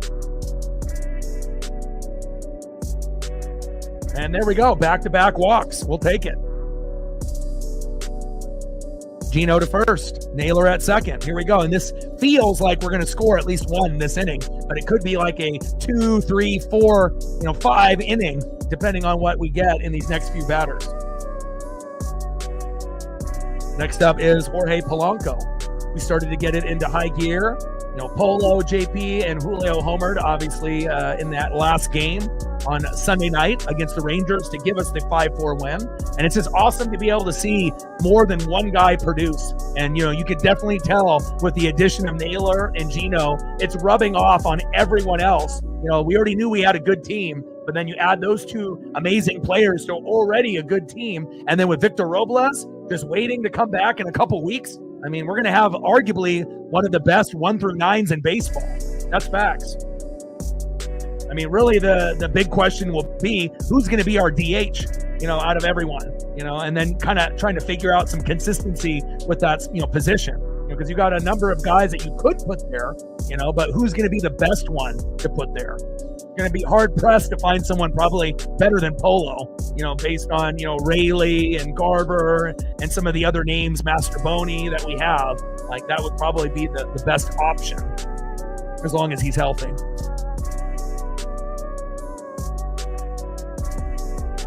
One-two pitch to Jorge Polanco. Come on, Polo.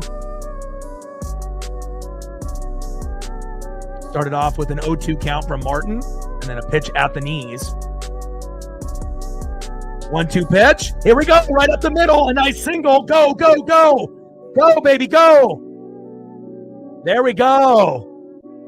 And 3-1 turns into 4-1, turns into 5-1. Hey, again, my ESP is good. I gave you the Gino home run. I told you that we would score some runs here. We did. And again, I'm not going to be 100% perfect, but it'll be hard pressed to find someone that does baseball streams that's going to be more accurate than NWSF. That's facts. Let's go, baby.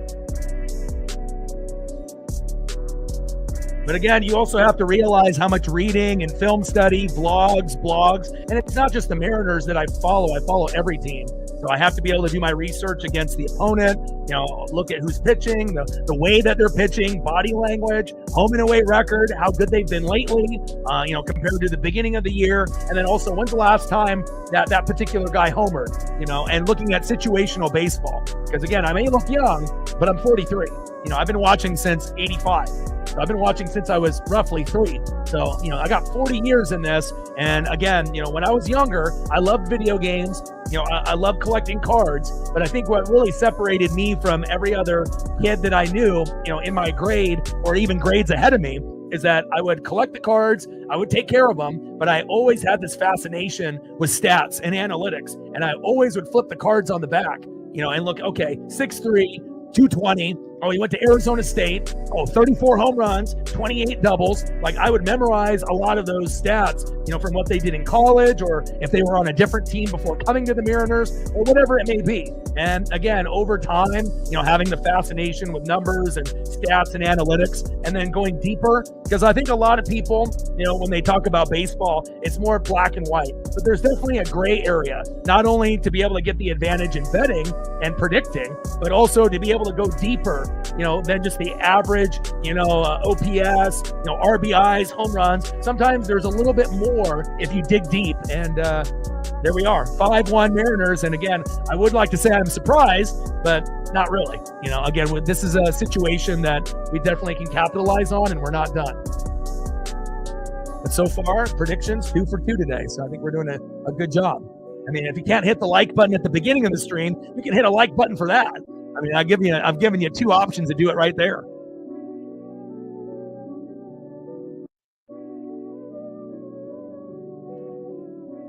First pitch from Gilbert to Canzone, low and away, 1-0 count. And they're about to have a meltdown here by Gilbert, and we're not talking Logan. 1-0 pitch, low and away, 2 balls and no strikes from Gilbert to Canzone. Tyler Gilbert, no relation to Logan, and it shows. 2-0 pitch, high and inside, 3 balls and no strikes with a runner at second and no outs. 5-1 Mariner lead, and I love it. And if they keep playing like this, we're going to get to 10. Let's go.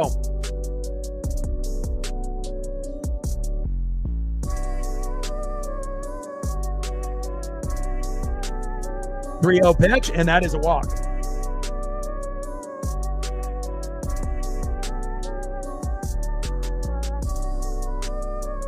Next up for the Mariners is J.P. Crawford. 0 for 2 with 2 Ks, but with runners at first and second, this would be a beautiful time for a 3-run blast, huh?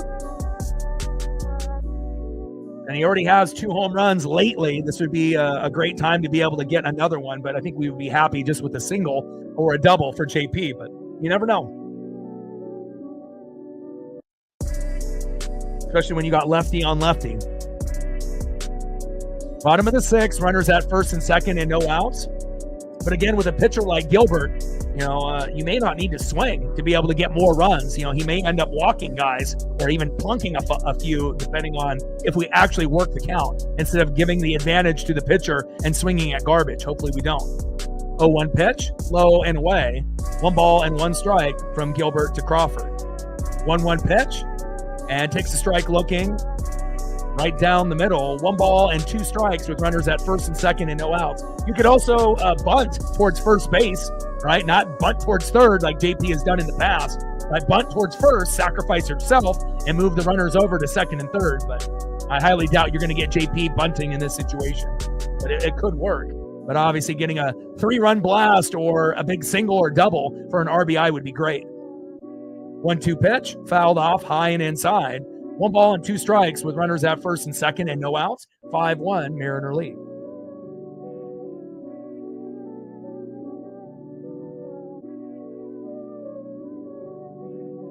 All right, we got 6 more likes to be able to hit the goal. Let's go, baby. Oh, yeah, Naylor barely smiles. He's all business. Again, he's a sneakerhead, wears a different pair of Jordan cleats pretty much every game. And that's just kind of like all business attitude. And that's completely fine. We have plenty of other guys, like Victor Robles and Eugenio Suarez, and that are going to be more smiles. Julio, Cal. So, that's okay. If we have a guy that's just going to be all business and serious, and that'll be once in a while, you may see Naylor crack a smile. 1-2 pitch, and fielder's choice, and 1 away. But we have runners on the corners at first and third. Next up, a player that's been stepping up as a rookie this year, second baseman in the 9-hole, Cole Young. It's a Cole world, baby. Just a few days back, he ended up hitting arguably the longest shot heard across the world, 470 feet. It got remeasured for 456. But anytime you can get a 9-hole hitter hitting one that's almost 500 feet, that's really saying something about the Mariners. And again, we've been drafting very, very well lately. And hopefully we'll be able to get a nice, RBI single here by Cole Young as JP steals second. Nice job, JP. 1-0 pitch, low and at the knees. 2 balls and no strikes with runners at second and third and 1 out, 5-1 Mariner lead. Yeah, and again, it's not only going to be a Mariner thing, it'll be for every team in the NFL or college football, whether it be the NBA or the NHL. Sometimes you'll get up for a good opponent, like the Astros and the Rangers and the Yankees and Blue Jays and Red Sox and Tigers. But then sometimes, you may be going through the motions when you play the Marlins or the White Sox or the Athletics or the Angels. But in reality, those are the teams you have to worry about because, again, if they hit you early with an uppercut and get like a 3-run blast in the first inning, you may not come back. And we've seen the Mariners drop games that way, where it's like we should win 2 out of 3 or 3 out of 4 against a team like this, and then we end up splitting 2-2 or only winning 1 out of 3, but not today. Here we go, baby. Cole Young grounds out to second, but Polo scores, baby. That's what I'm talking about. 6-1 Mariners. There we go. Nice job, Cole. And a little bobble there at first base as well. I love it. They're having meltdowns here at T-Mobile, and it's not us for once, which is great. Next up is Randy Arozarena, and this is a great time after going 0 for 2 to get an RBI single to make it 7-1. What do you say, Randy?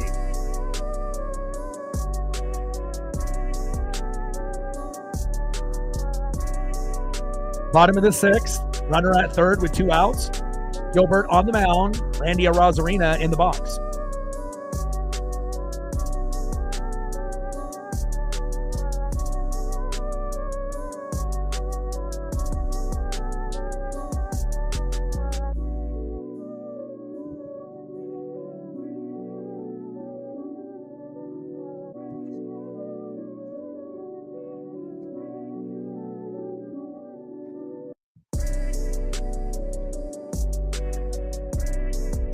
Randy, 1-0 pitch, and fouled out to the catcher in foul play. And again, 0 for 3, but hopefully he'll be able to get at least a hit before the game is over. But 3 more runs scored. And again, when you can get yourself in a position with runners at first and second, second and third, or bases loaded with no outs or 1 out, you want to capitalize. And there's been a lot of times where the Mariners have choked and left guys stranded, but not today. We've had a couple moments where, if we had everybody score, we would already be at 10 plus at this point. But again, you just sometimes have to have that patience for that right batting order and that right pitcher to have a meltdown. And we're sitting pretty good right now. End of the 6th inning, 6-1 Mariners.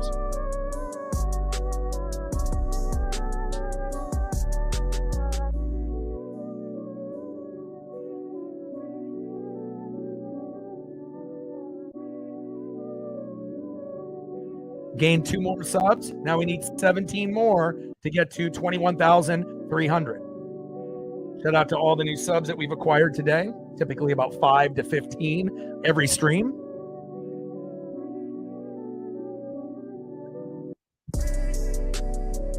And we're approaching 100 on the likes, I know, here shortly. Let's go to the top of the 7th inning and see who's up next for the White Sox.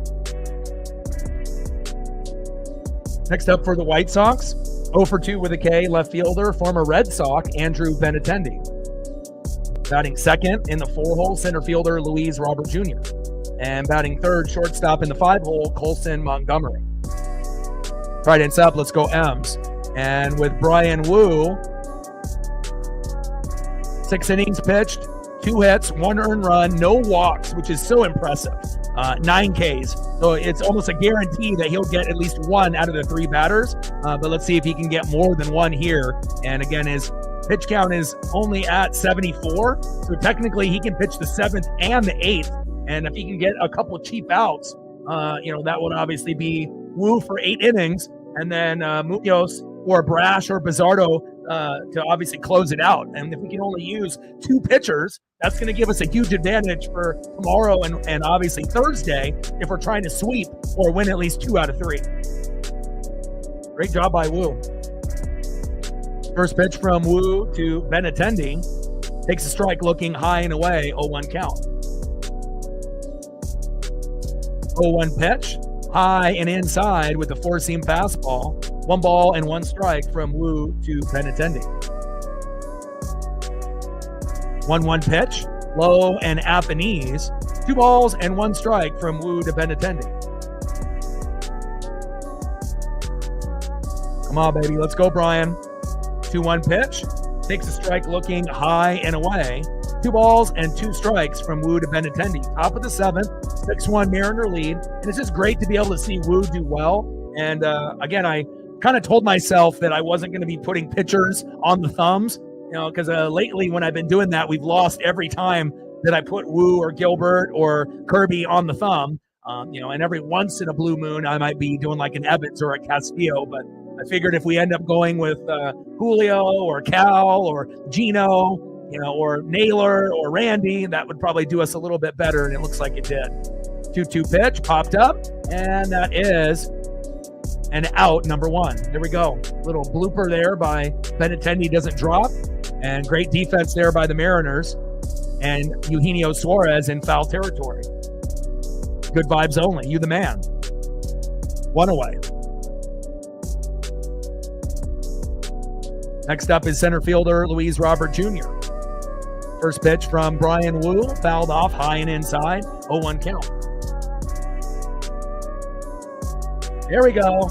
I mean, there's going to be a time where we're going to hit it much faster, than, towards the end. But at the end of the day, it's just about getting it done. And then once we hit 100, we shoot for 125. And then if we can get close to that number, and even after the stream ends, we might be able to hit that 140 to 150 range, which has been pretty common lately. 0-1 pitch. Takes a strike swinging low and at the knees. No balls and 2 strikes to Luis Robert Jr. Great job, captain in all day.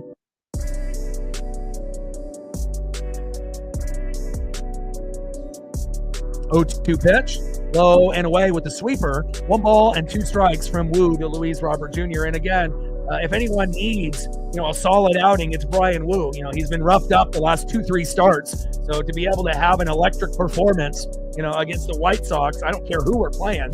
This team has been averaging 6 runs a game, and they have one of the best records since the All-Star break. So it's nice to be able to, play like this today. 1-2 pitch in play and flied out to left, and that is 2 away. Nice job, Brian. Keep wooing it up, baby. Let's go. Next up, 0 for 2 with a K, third baseman Brooks Baldwin. Or no, we're going to Montgomery. Excuse me. I went one row lower than I needed to.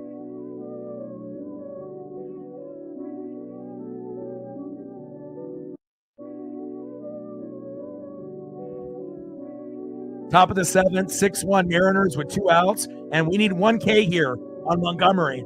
And again, we could see Wu come out in the 8th, which probably we should since he's been so good. But again, let's see if we can get the punch out on Colson Montgomery so he can have 10, and then maybe he can get a few more in the next inning. But he doesn't get a chance to. First pitch, in play, popped up, and flied out to right. Still at 9, but if he comes back in the 8th, there's a good chance to get 10 or 11. So great grab out there into right field. Dominic Canzone. And again, when things are going good is when you're starting to see those special plays in foul territory where we may or may not have made that play earlier in the year. Obviously, if Victor Robles is out there, we're making it because the guy hustles like his life depends on it, and can't wait for him to come back. But in the time being, Dom has done a pretty good job in right field, better than Luke Raley or Dylan Moore or anyone else that we kind of tried out in that position. The only thing that we're missing here is another home run, and by who? Big dumper, Cal Raleigh. All right, you're 0 for 3 with a K. Can we get a solo dinger here? Add to your stat line as the best catcher in baseball and having one of the best years ever for a baseball player. Let's go, big dumper. Batting second, a guy that's been very hot as of late, a 300 hitter after the All-Star break. Who knows? Can we get another possible tridents up here? Julio Rodriguez. And batting third, a guy that can steal bags and get singles like his life just depends on it. First baseman, Josh Naylor. The team is so different with Naylor and Gino. It's like, we already were confident that we could, make the playoffs and even catch up to the Astros and win the division. It would be harder without those guys, obviously, but I think that most Mariner fans would agree with the schedule being a little bit easier in the second half.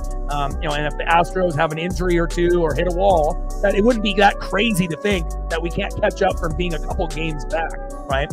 But again, when you go to the playoffs, It's like Astros, you got the Mariners, right? You got the Tigers, and then obviously Blue Jays, Yankees, Red Sox. We have to monitor the Yankees. Obviously, they're on a little bit of a slide now, and the Red Sox are taking advantage. But as soon as Aaron Judge comes back, it wouldn't be that shocking if they start winning again, right? So we'll see where it goes. But, I mean, the American League is up for grabs. The Tigers got whooped by the Mariners right before the All-Star break. We're not scared of them. We put up 35. We play the Red Sox and Yankees up to their level, right?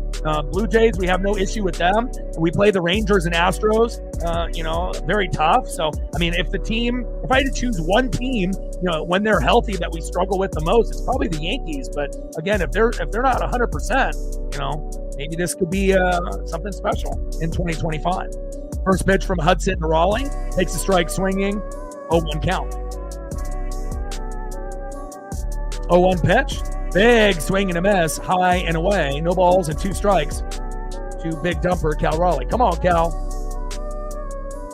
0-2 pitch. Fouled off. High and away. No balls and 2 strikes from Hudson to Raleigh. But now he's having to swing from the right side, not the left. Not to say that he can't hit a home run from that side. He can, but it definitely has to be in the right spot. 0-2 pitch. Fouled off, low and at the knees. Cal batting from the right-hand side here. Hudson, a lefty. Bottom of the 7th inning, 6-1 Mariner lead. Come on, Cal. Too early to make that statement, Michael. Way too early. The Yankees could still get a wild card because we already know the Red Sox are up and down themselves as well. Sometimes they're really good and sometimes they're really bad. So, we know the Blue Jays more than likely will be at the top. Tigers more than likely will be at the top. And then we're, in position to take over the Stros. But, if the Stros end up getting first place and we get a wild card, as long as we get into the dance, that's all that matters. But I feel that it could be, Blue Jays, Mariners, Tigers at the top. But to say the Yankees are done at this point is not realistic. 0-2 pitch, fouled off, low and out the knees. 3 consecutive foul balls from Hudson to big dumper. And hopefully Cal can find a pitch right down the middle that he can connect with for a single, double, or a home run.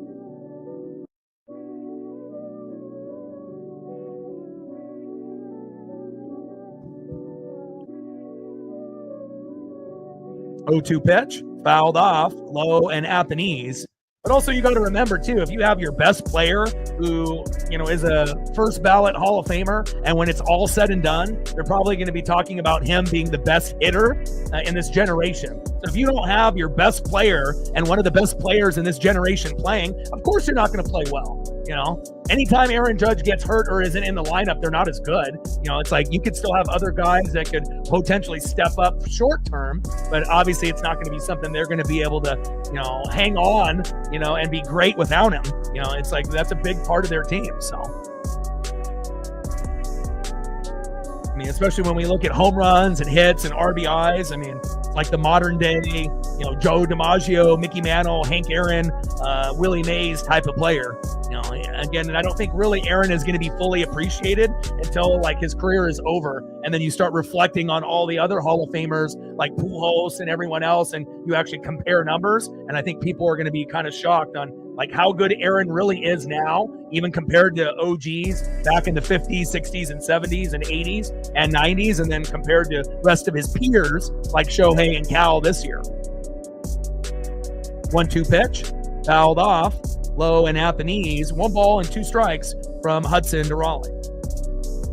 Yeah, Yankees pitching is a problem. I will agree with that. But, again, we still have like roughly 50 games to go. A lot can happen in 50 games, right? Blue Jays have a few players hurt. Red Sox have a few guys hurt, or they end up getting swept, and kind of hit a wall. Sometimes, it's not necessarily what you do. It's what, the teams around you do also.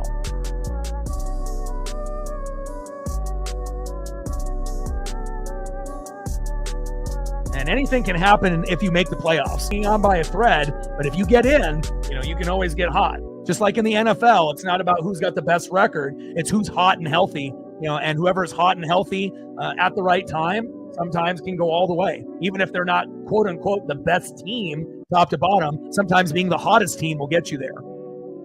First pitch to Julio, and he gets a nice single up the middle and center. Nice job by J-Rod.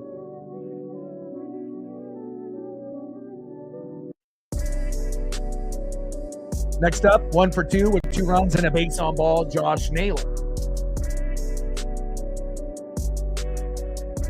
Cal is struggling since the home run derby. I'll agree with that. Yeah, there's a lot of pressure, to be able to match the 38 home runs that he had at the first half of the season. And again, it's just about, trying to be consistent with it. And obviously, if he stops, maybe thinking about it so much, easier said than done, and just tries to play baseball, then eventually the pitches are going to, come. And it's not like a lot of pitchers are going out of the way to intentionally walk him Bond style, but again, it doesn't look like he's going to be hitting 60 or more. Realistically, it's going to be probably somewhere, in the 50 to 59 range, which would still be amazing since the record is 48 by Salvador Perez. But if he can get to 63, then obviously that would beat Judge at 62, but he definitely has to pick up the pace. Hasn't really been homering on a electric pace since the All-Star break. I will agree with that. 0-1 pitch, high and away. 1 ball and 1 strike from Hudson to Naylor. We got a runner at first with a 6-1 lead in the bottom of the 7th. Let's go.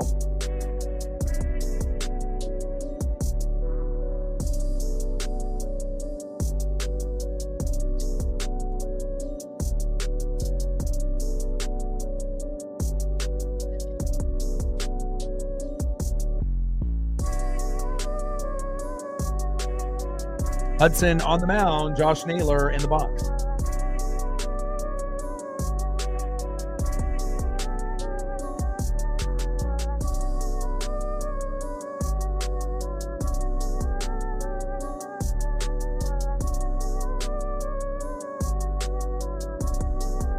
I think the one thing that I think most Yankee fans could more than likely agree, this team in 2025, even if Judge wasn't hurt, they're not as good as last year.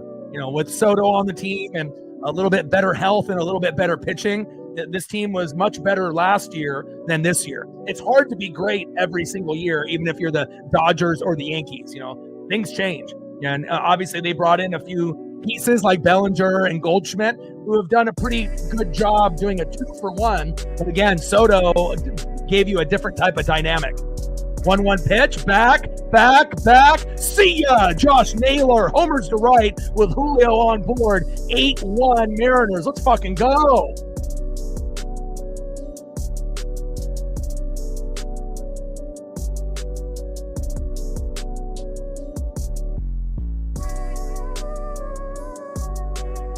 Let's go, baby.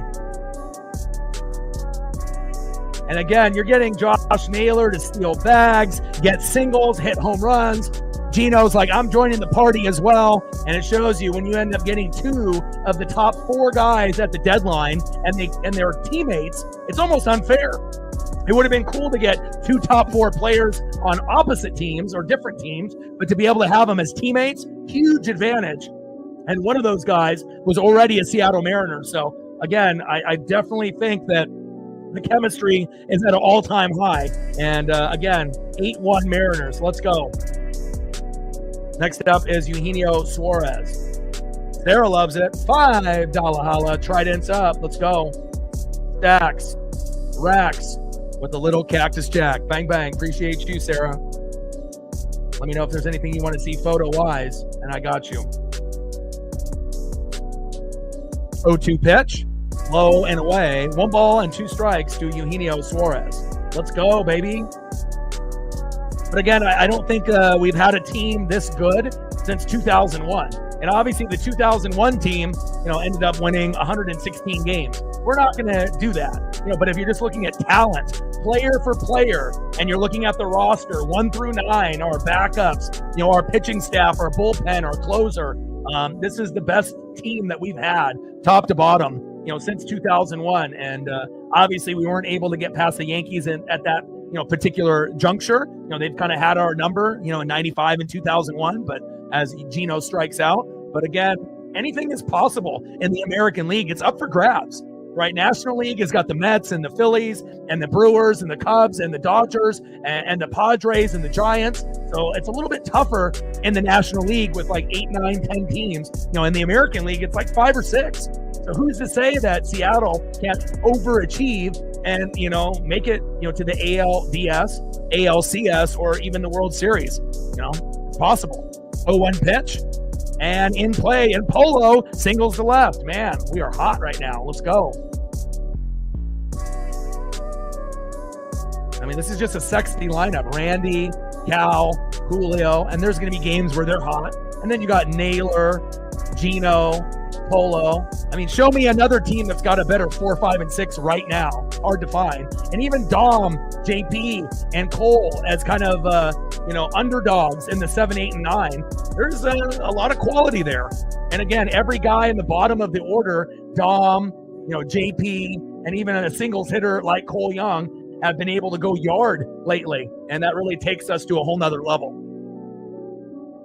Bottom of the 7th, 8-1 Mariner lead. Runner at first with 2 outs. First pitch from Hudson to Canzone is high and away, 1-0 count. Every pitcher for the White Sox having a meltdown, and I fucking love it. 1-0 pitch, takes a strike looking low and away. 1 ball and 1 strike from Hudson to Canzone.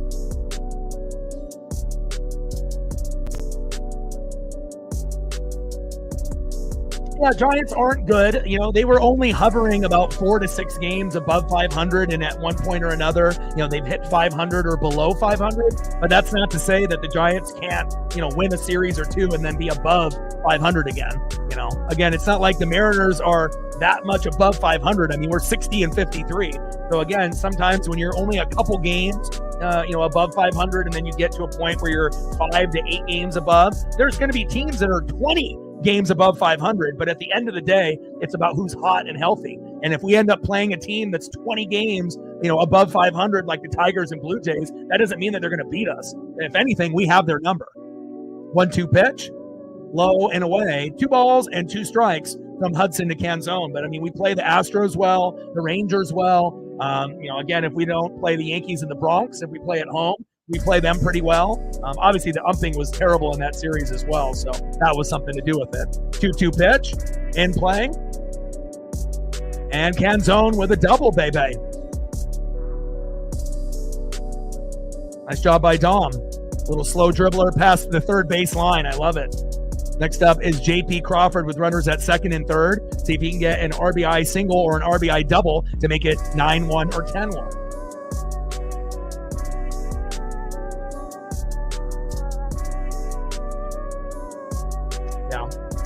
But they still have time to be able to, get a few games above 500. Obviously their goal at this point for the Giants is to, make a wild card, but we'll see if they do it. And then you got the other teams, kind of floating a few games above, normally like Reds and, just a couple teams that are just barely over. But who knows, one bad series, then you could be 500 or below 500. So obviously getting, as many wins to be above 500 is key, but it also depends on who you play. All right, get some food. Thank you for your support. Hope you feel better with the crutches, and don't let the crutches affect your mindset moving forward. With the trip and everything, things are going to be great. First pitch from Hudson to JP, low and away, 1-0 count. Yeah, you shouldn't have anybody in the bullpen. Yeah. 1-0 pitch, high and inside, 2 balls and no strikes from Hudson to JP. Yeah, well, they've already gone through quite a few pitchers already. They're already on their third, and we're still on Wu. So I just want Wu to be able to get, double-digit Ks. I mean, it'd be great if he struck out the side and got 12 and then left, and then we could just bring in Munoz, Brash, or Bizzardo and end the game. 2-0 pitch, takes a strike looking high and away. 2 balls and 1 strike with runners at second and third and 2 outs, 8-1 Mariner lead. What are we sitting at on the likes and on the dono train? Where are we at right now?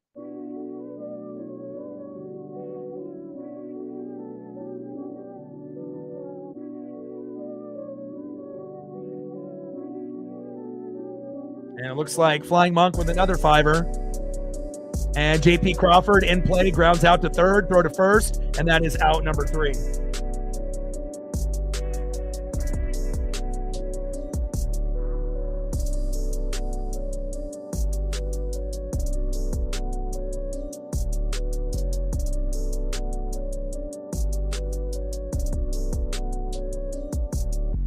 Home run number 3. Flying Monk, appreciate you.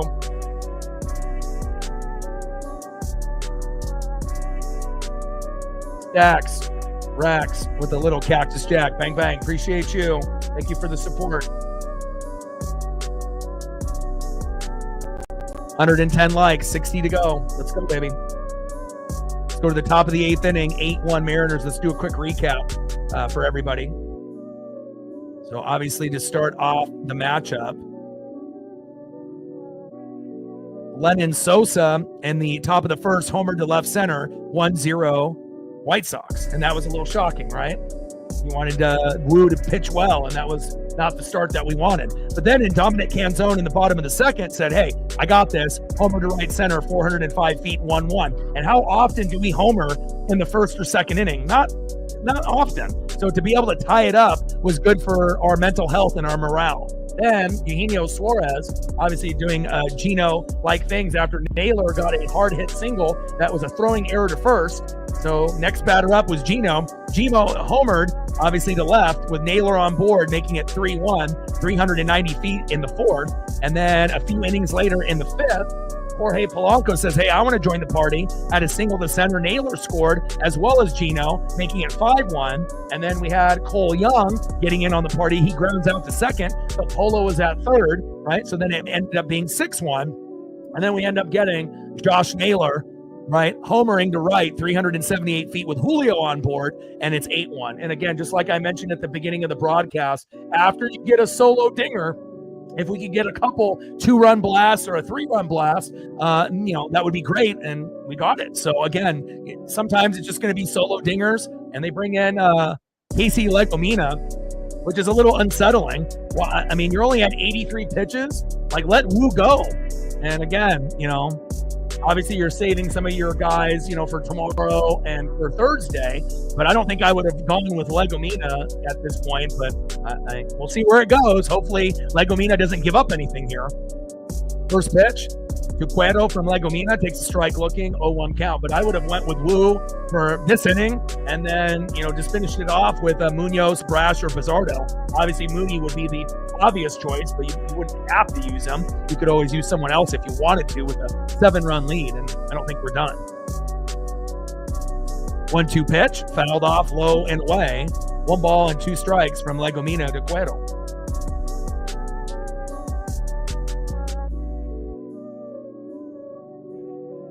One-two pitch, fouled off high and away. 1 ball and 2 strikes with nobody on and no outs. 8-1 Mariner lead. And again, if Wu was in the 90s, I would say, okay, it's good. But when you're in the 80s, like, let him go for 1 more inning. I mean, he's pitching well. Let him go. Damn, Astros and Rangers winning tonight. Boo. Can't we get those suckers to lose? Yeah, I mean, I think a lot of times you just have to pay attention to what I say. And again, I'm not going to be 100% right on every stream, but I think it's just those little subtle details. And a lot of times if I say it or think it, sometimes the sports gods will acknowledge it and it'll come true. I don't know why, but they love us here. 2-2 pitch. Low and away. Count now is full. 3 balls and 2 strikes from Legomina to Cueto. And obviously, if Wu was in, this would not be happening. 3-2 pitch, fouled off, high and away. Count now is full. 3 balls, 2 strikes from Legomina to Cueto.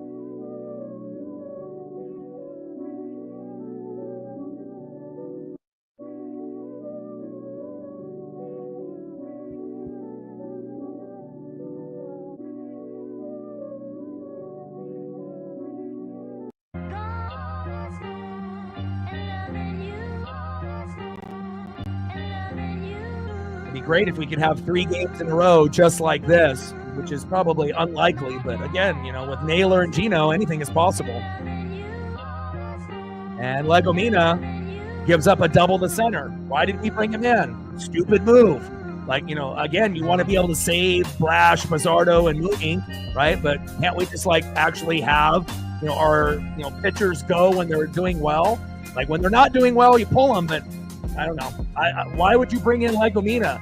Out of all the pitchers that we got in the pen, that's the one that you want to bring in, and have it our whole vibe deflated after getting a 7-run lead. We don't want him to give up 2 or 3. I mean, regardless, it looks like we're going to win, duh, but we want to win by 7 or more. We don't want to have them score anymore. At least I don't. Next up is Kyle Teal. First pitch from Legomina to Teal. Takes a strike swinging high and inside. 0-1 count.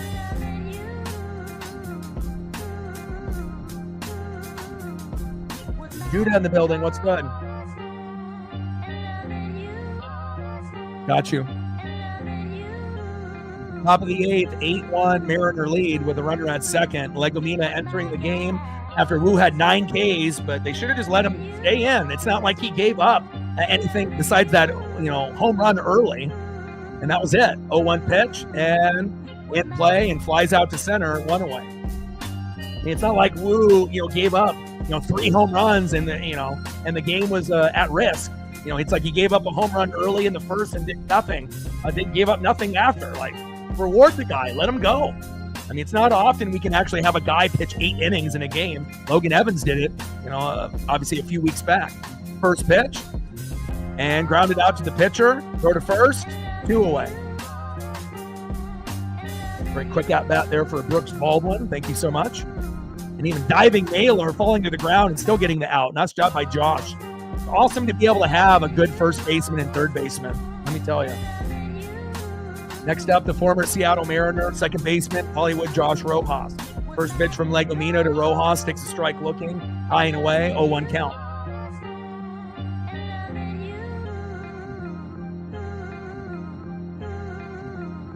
No, I disagree. Because the thing is, a lot of times, if you're always thinking about the future on saving, what happens if the White Sox are up 5-0 and then we don't have a chance to use the guys? So again, you use them when you need to. You don't save them hoping that you get to use them. And then what happens if the game is different tomorrow or the next day and we're down by, 3 runs or 5 runs, then we're not going to get a chance to see Brash or Bizzardo or Mooney. So you have to think of it that way. So this is exactly why you don't want to be able to have a guy like Legomina in the game. Yeah, you can throw him in and hope that he doesn't have a fucking meltdown like Vargas, but this is not ideally the first choice after a guy that could have went 8 innings. His pitch count was low. He did well, gave up a run. Like, name another situation why you wouldn't want a guy going that long, sticking with just him and one other guy would have been more ideal, and I definitely, Legomina wouldn't be the one. It's not like Legomina has been good this year. 1-2 pitch, fouled off, high and away. 1 ball and 2 strikes with a runner at second and 2 outs. 1-2 pitch, high and away. 2 balls and 2 strikes from Legomina to Rojas. 2-2 pitch, high and away. Count now is full. 3 balls and 2 strikes with a runner at second and 2 outs. Because again, if you're going to be trying to manage a team for the future, you don't know what the scores are going to be like when you're potentially saving guys' pen. But again, if we're not ahead and we're tied or we're losing, we might not be able to put those guys in. And then you're stuck with guys like, Vargas or Legomina. Obviously, Trent Thornton had the Achilles, so we're not going to have to worry about that. But, there's no guarantee that the score is going to be like this in game number 2 or game number 3, where you could put in those guys. 3-2 pitch, fouled off, high and away. Count still is full. 3 balls, 2 strikes, runner at second with 2 outs.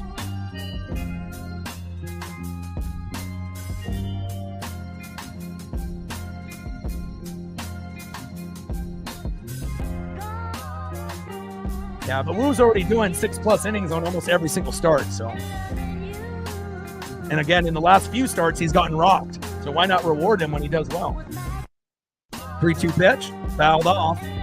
Count still is full. 3 balls, 2 strikes with a runner at second and 2 outs. 8-1 Mariner lead.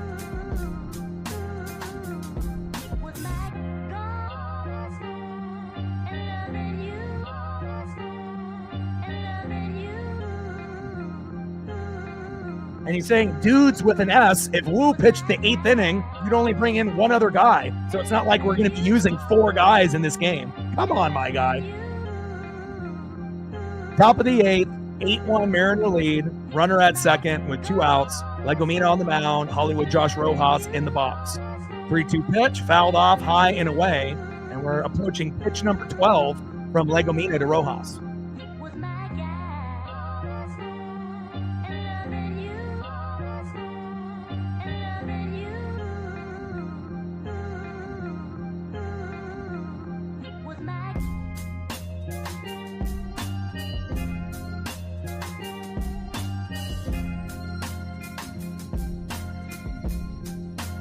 Come on, Legomina. Don't give up a home run or an RBI. We want it at 8-1. 3-2 pitch. Fouled off again with the sinker. And Rojas going crazy. How many foul balls in a row is that? 1, 2, 3, 4, 5, 6 foul balls in a row. Well, we are World Series contenders for the first time, probably since 2001. So when we made the playoffs in 2022, we were just happy to be there. And that turns into a walk, 13-pitch walk. Now you got runners at first and second. And I highly doubt Wu would have given up guys at first and second if we would have kept him in the 8th. 0 for 3 with a K, leading off, right fielder Mike Tauchman.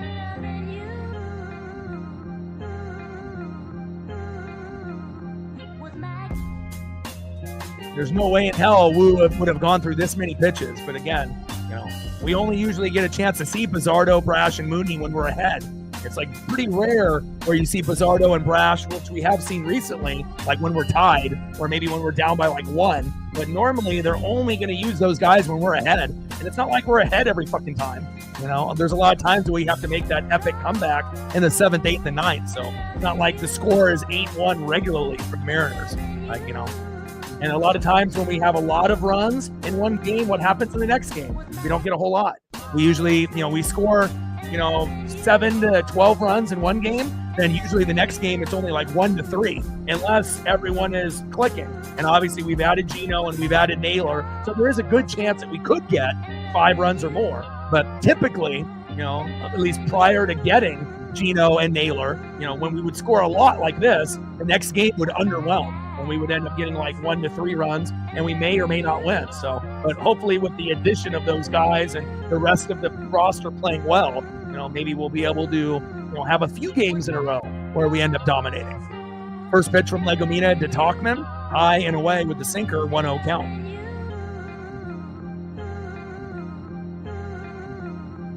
One-0 pitch, high and away with the changeup, 2 balls and no strikes with runners at first and second and 2 outs.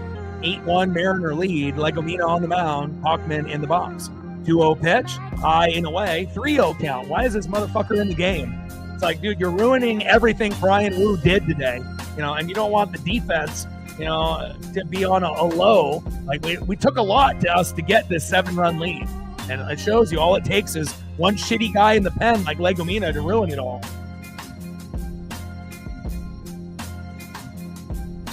Yeah, but according to Jackson, we should have put him in because this was the right thing to do, right? This is exactly what we needed to do, right? Doesn't look like the right answer to me. 3-1 pitch, takes a strike swinging, 3 balls and 2 strikes with runners at first and second and 2 outs. And let's just pray Legomina can get out of this. Don't give up a hit, an RBI, or a 3-run bomb. Let's keep it 8-1. I mean, it's one thing to win, but again, I know for a lot of us, once we have a lead, we want to keep it. If we have them at 0, we want them to stay at 0. If they have 1, we want to keep it at 1. And there you go. And there's a walk. But apparently I'm dumb and I don't know anything about the Mariners or baseball, So yeah, the correct answer was, bringing in Casey Legomina because we need to save Bizzardo, Brash, and Munoz for later. Now with one swing by Lennon Sosa, the game could be, 8-5? First pitch from Legomina to Sosa, fouls it off, 0-1 count. And this is the sports gods punishing.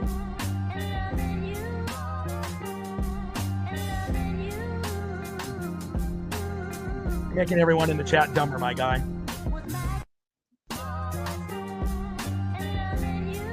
Top of the 8th, bases loaded with 2 outs, 8-1, Mariner lead. Been watching the Mariner baseball for 40 years, but apparently I don't know anything. 0-1 pitch, takes a strike swinging right down the middle. No balls and 2 strikes from Legomina to Sosa.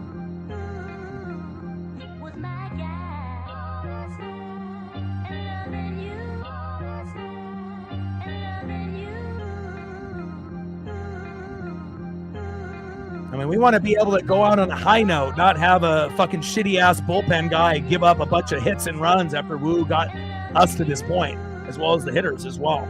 0-2 pitch, low and at the knees. 1 ball and 2 strikes from Legomina to Sosa. You got to understand, it's not just physical, it's mental too.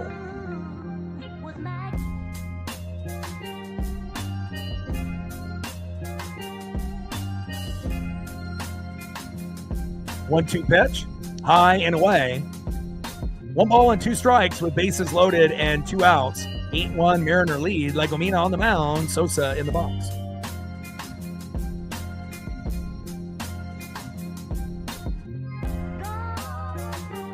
I mean, everyone can have an opinion on what they want, but at the end of the day, Wu should have never exited. I don't care. 83 pitches. It's not like he was at 90 or 100. You know, it's not like he gave up 5 runs.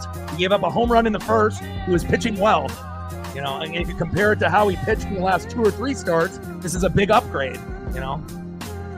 It's like you can look for the future all you want, right, and try to be able to keep guys rested. But if you have this, you know, coaching aspect of for the future, you don't know what the future holds. And Legomina luckily gets out of the inning by Lennon Sosa with bases loaded. Thank God.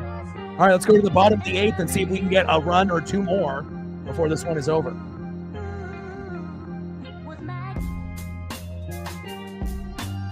Next up is 2 for 3 with an RBI in the 9th hole, Cole Young. Batting second, 0 for 3, left fielder Randy Arozarena. And batting third, 0 for 4 with 2 Ks, big dumper Cal Raleigh. Late inning heroics by Cal, which would be great. But we'll see what we get.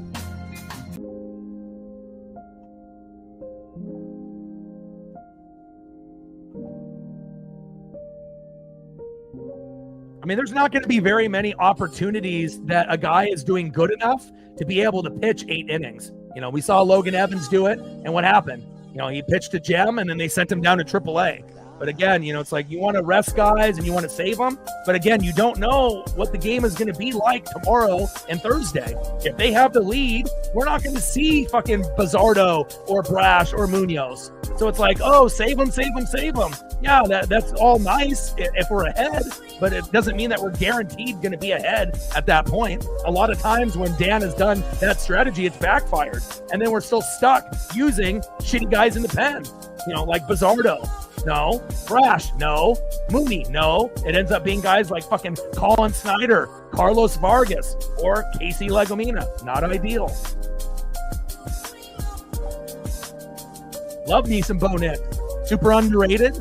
And again, you know, defense looks very good. If there's a team that's going to beat the Chiefs in the division this year or next year, it definitely would be Denver. Obviously, they need running backs, and they picked up some wide receivers in the drafts and J.K. Dobbins and whatnot, right? But offensive line is pretty good, but the defense is really the key, you know? And again, Bo was awesome last year with literally nobody. Nobody at running back, nobody at wide receiver instead of Cortland Sutton, nobody at tight end, and obviously bringing in Ingram at tight end and J.K. Dobbins and a few others. We'll see how it clicks. But Bo was very, very good with literally no one to really work with, you know, besides Cortland Sutton. So once the offense can catch up to the defense, you know, it wouldn't surprise me if Denver, you know, ends up making a deep run at some point in the next 5 years.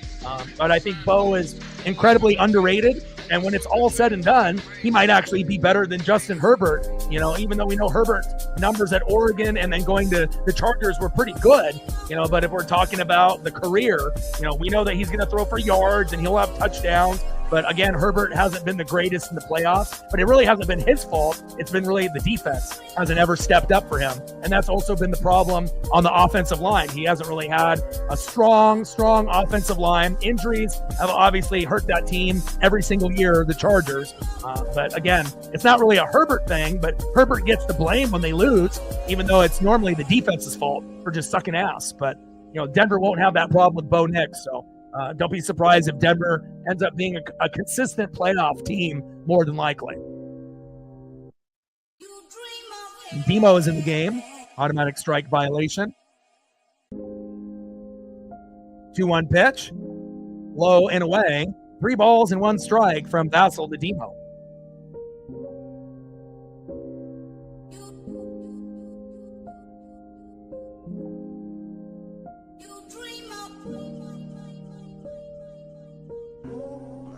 3-1 pitch, takes a strike looking low and in the zone.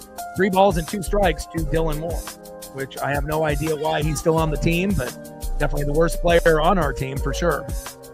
3-2 pitch, and Demo gets a walk. We'll take that. He doesn't take 3 swings and strike out. That's a plus. Now we got Master Boney hitting for Randy Arozarena. Get everyone some hits.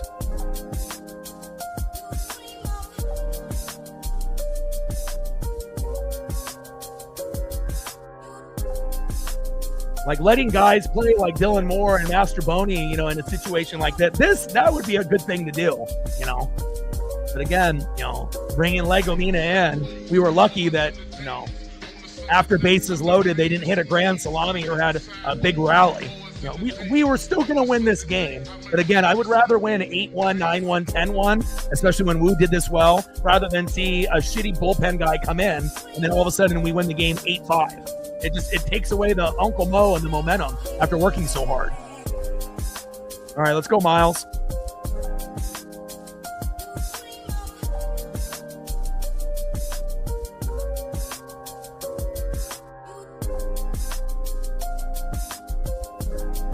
(0-2) pitch, fouled off by Miles Mastroboni from Bassel. Bottom of the 8th, 8-1 Mariner lead. Mastroboni in the box, Bassel on the mound. Vassell is pitch hitting for Randy. Randy didn't really do a whole lot today, so yeah. But also, Wu has been pitching 6+ innings every single start for the most part, and there's not very many pitchers that can say that in MLB in 2025. So he's breaking records.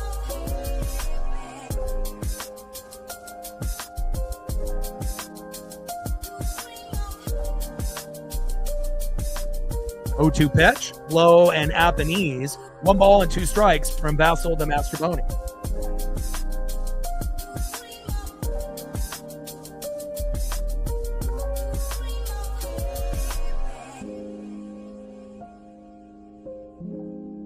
Appreciate you, Bo.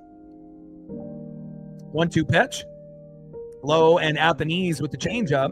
2 balls and 2 strikes with a runner at first and no outs. 8-1 Mariner lead.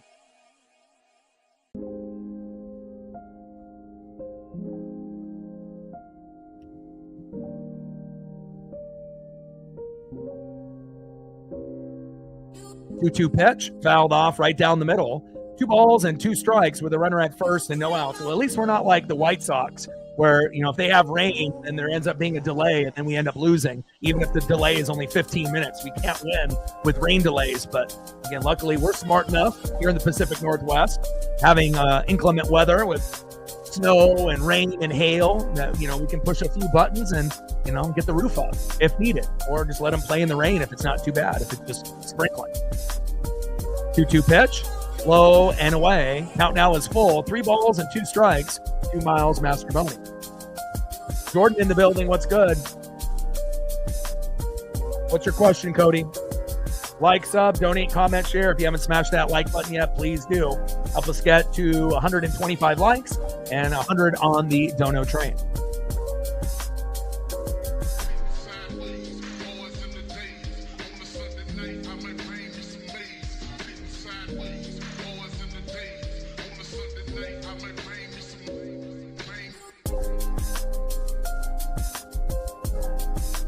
In play, and Mastroboni grounds out to the fielder's choice to second. And out is Demo, 1 away.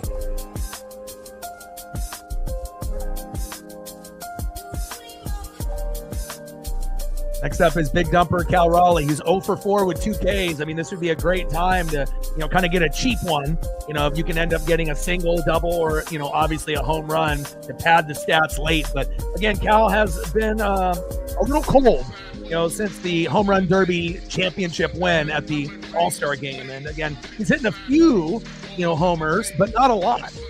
He's gotten a few. And again, he's not on that crazy pace that he was obviously in the first half of the season, but still should be able to not only break Salvador Perez's record of 48, which he's only a few behind that, but should probably hit somewhere between 50 and 59. Unless he gets really hot late where he might be able to approach 60. But at this point, it looks like 50 to 59 is more realistic. Maybe 50 to 55, unless he gets, on a hot streak.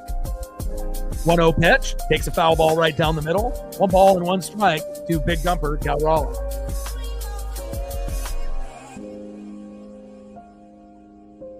One pitch, high and away with a sinker. 2 balls and 1 strike from Basil to Raleigh. Bottom of the 8th, runner at first, Miles Mastroboni. 8-1 Mariner lead, and hopefully we can get to double digits before the game is over if possible. I would love a 10-1 victory.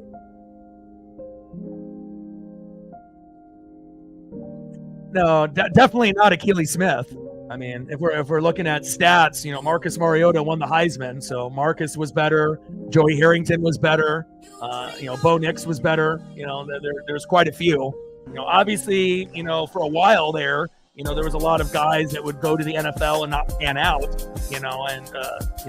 Depending on the team that they went to, like Joey Harrington going to the Lions with no offensive line, having happy feet, and then eventually being out of the league after a few years after that. But, we got 2 with at least Herbert and Nix that look like they have a good chance to have a good legacy, not only for Oregon, but for the NFL. So, but I used to watch, way back in the Danny O'Brien, Tony Graziani, Akili Smith, like I said, I've been watching for years and years and years, even going from, Kellen Clemens era after Joey Harrington, and to think that Clemens lasted longer than Joey. But again, sometimes it's about, where you go, who's coaching, who has good supporting cast. And, sometimes guys just don't make it. We had guys like LaMichael and DeAnthony that were amazing at Oregon, but didn't really pan out in the NFL. But they're still Oregon legends and icons, and I still rock their gear, and people will still, give me a pat on the shoulder or whatnot when they see it. And Big Dumper strikes out swinging. Man, 0 for 5 day. Come on, Big Dumper.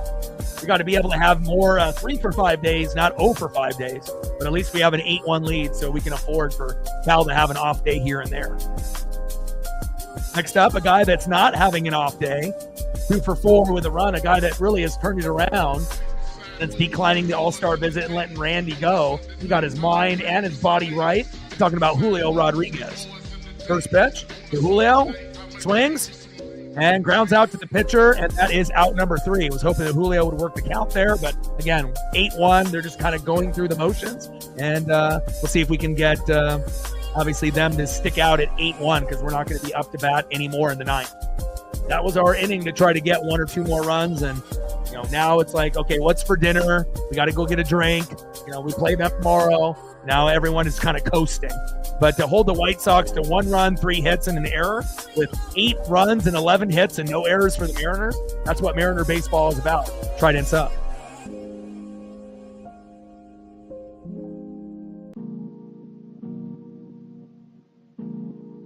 All right, last attempt for the White Sox to score 7 to tie, 8 to win. And as long as we don't have some bum-ass Casey Legomina, we'll be just fine. Next up is left fielder Andrew Benintendi, 0 for 3 with a K. Batting second, 0 for 3 with a K. Center fielder Luis Robert Jr.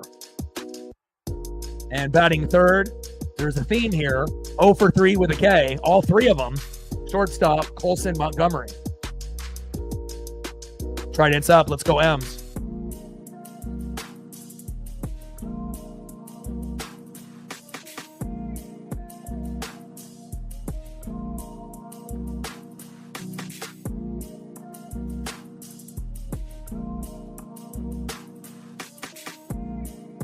Yeah. Now, Huskies have had some, some pretty good ones too. Marquez Tuiasosopo, say that 10 times fast. You've had a few guys that have made it, to the pros, but maybe didn't pan out to the ability. But then the most recent one was Michael Penix Jr. He's got a chance to be on the Bo Nix level. It's just, can you get the defense and the offensive line to play well? So that way, when you hand it off to Bijan and Kyle Pitts actually catches the fucking ball, and then you go to Drake London and some of the other weapons that you have, there's a chance that they will be able to compete with Tampa for the NFC South this year and years moving forward. But again, we'll see what Michael's development is, moving forward. Just because you're great in college doesn't mean you're going to be great in the pros. But if you have a good coach, good coordinator, good O-line, good defense, good supporting cast, and you're willing to work hard, good shit can happen. Jackson Kowar is in the game. Wow. Really? Okay. First pitch from Kowar to Meade. 0-1 pitch in play and flies out to right, 1 away.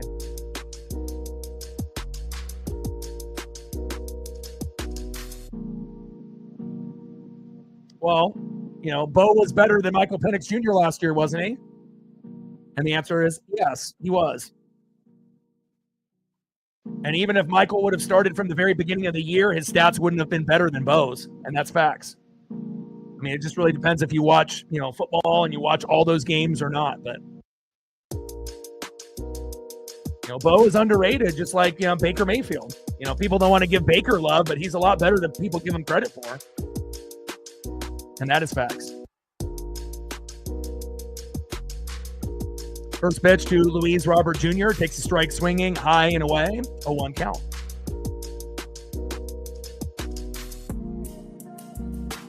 Oh, 0-1 pitch in play. Back. See ya. And Luis Robert Jr. spoiling the party. Going yard, 357 feet, 8-2 Mariners. And that's why you don't bring in Jackson Kowar to end the game, you dummy. Like you got an 8-1 lead and your choices are Lego and Kowar? Jesus Christ. Oh, but we're saving them for tomorrow and the next day. First pitch from Kowar to Montgomery. Takes a strike swinging low and at the knees. 0-1 count.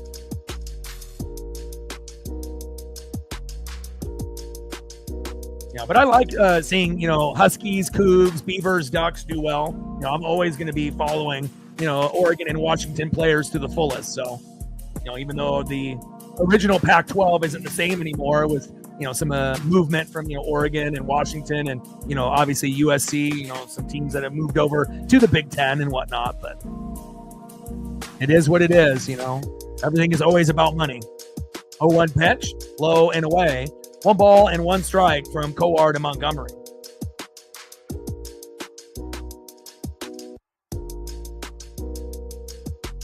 One pitch, big swing and a miss, low and at the knees. 1 ball and 2 strikes from Kowar to Montgomery.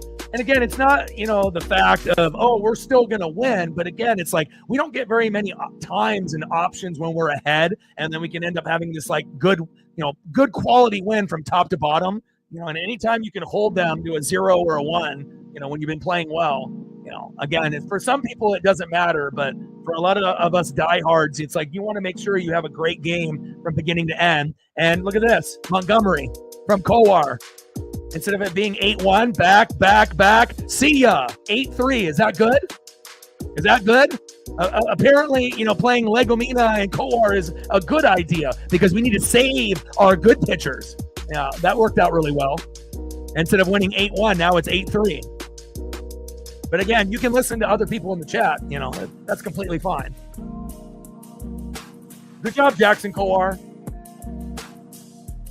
Dummy. Next up, DHing in the 6th hole, Edgar Cueto. First pitch, high and away, 1-0 count. It's not about panicking. It's just about getting the job fucking done. Using players that you should use. It's not like Dan Wilson is the smartest with his judgment calls. Pitching, pulling guys too early, letting guys stay in too late, bringing in the wrong guy. I mean, how many games have we fucking lost because of his decision making? A lot. It's not like it's only been like 1 or 2, a little fuck ups here and there. Like, Dan has single-handedly lost us, and we're not losing today. But, we've had him lose at least a minimum of 10 games this year where if he would have made a better decision, maybe it would have been different. 1-2 pitch, fouled off, high and away. 1 ball and 2 strikes from Kowar to Cueto. Yeah, but also, too, they got the best record since the All-Star break, and they've averaged 6 runs a game, since then. So this isn't the same team, that we played at the beginning of the year. And just because they have a shitty record doesn't mean that they're shitty right now. You don't want to give them any extra momentum going into tomorrow's game. 1-2 pitch. Outside, 2 balls and 2 strikes to Cueto. 2-2 pitch and popped up, and that is out number 2. Next up, 1 for 3, catcher Kyle Teal.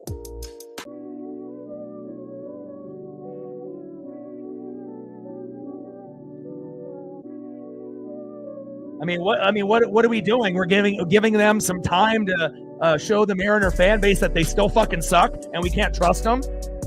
You know, we already know that Legomina and Kowar and all these other motherfuckers stink. 0-1 pitch, high and away. 1 ball and 1 strike from Kowar to Teal.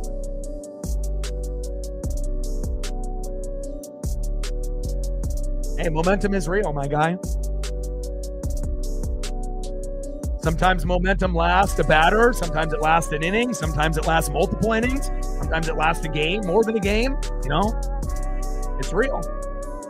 1-1 pitch, low and away. 1 ball and 2 strikes. Or 2 balls and 1 strike from Kowar to Teal. 2-1 pitch, big swing and a miss right down the middle. 2 balls and 2 strikes from Kowar to Teal.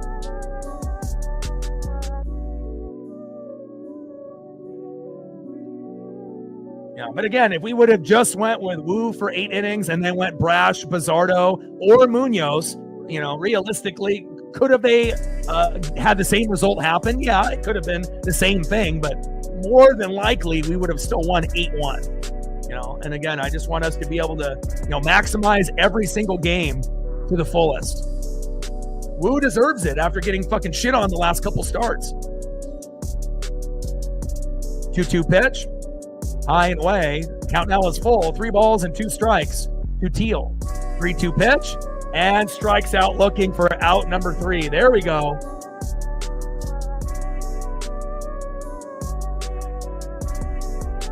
Nice job by Brian. Woo! Wish he would have been able to stay in there, though. So he could have gotten 10, 11, or 12 Ks. But again, Wu with a great outing. And at the end of the day, it's all about getting the dub.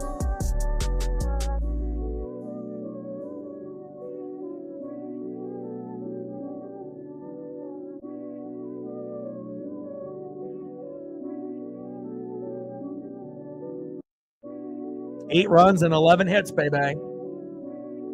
Final score, Seattle Mariners 8, Chicago White Sox 3, even though it should have been probably 8-1, but so, you know, that it is what it is. And when the Mariners win, what do? We fucking dance. Mariners win! Mariners win! Mariners win! Fuck yeah!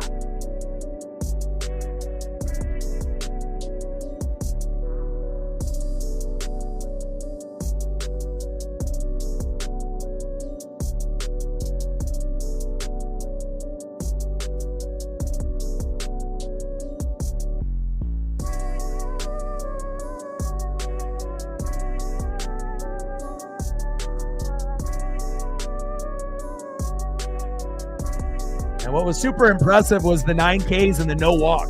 You know, anytime you can have a guy that could have went 8 innings, you know, it's not like we're going to have that opportunity that often.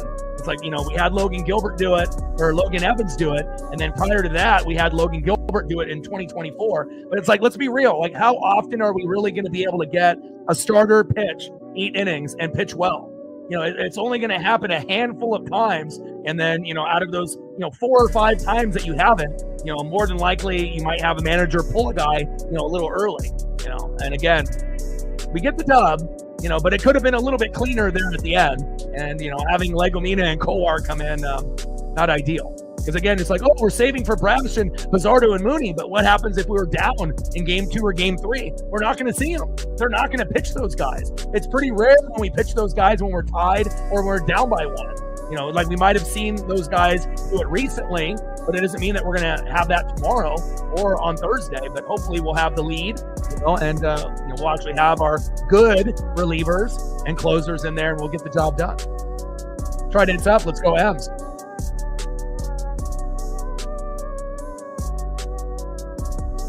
I need to get you a photo, Flying Monk. What was the photo that you wanted?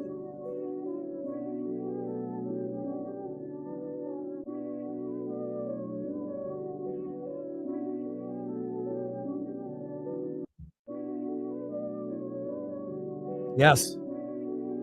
Trident's up. No moose today.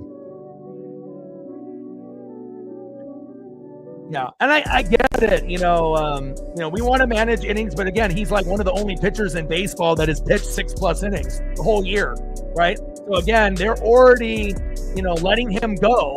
So why not reward a guy so he could get possibly 10, 11, 12 Ks? And, again, it's like he gave up a home run in the first. Like if he would have given up 3 home runs, or whatever, I would have said, yeah, that's the right thing. But again, we want to make sure, when guys are doing well and they have a chance to like make some history, in the scorebook and for themselves professionally and personally, I want to see guys, get that chance to be able to make some history where he could have ended up getting like his highest K count, in his career if he would have gotten a couple punch outs. And, how many guys can go 8 innings? It's like, we've had a guy go 8 innings like once or twice a year. This was a chance that you could have done it, and it wouldn't have really hurt Brian Wu to come out there and pitch, a few more pitches. He was only at 83. It's not like he was at 103, just saying. So, but at the end of the day, we get the dub, and that's what matters. So.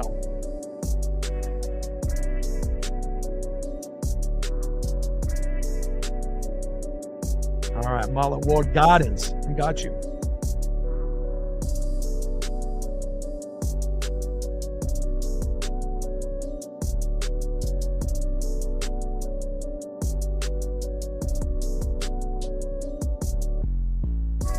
And I assume this is like a restaurant, and is it like a location for wine as well? I would assume wine and food.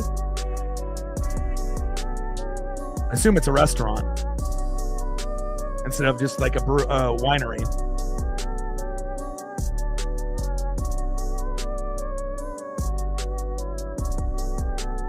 And where is this one located? Is this one in Edmonds as well, or is it somewhere else?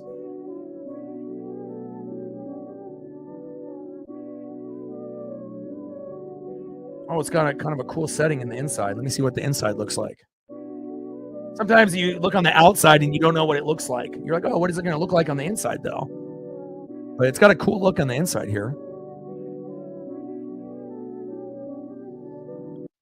Kind of has that barn kind of feel. And let's see what it looks like.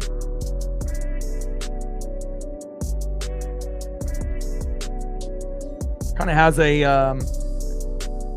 kind of a comforting, kind of vibe to it with the setting and the lights and whatnot.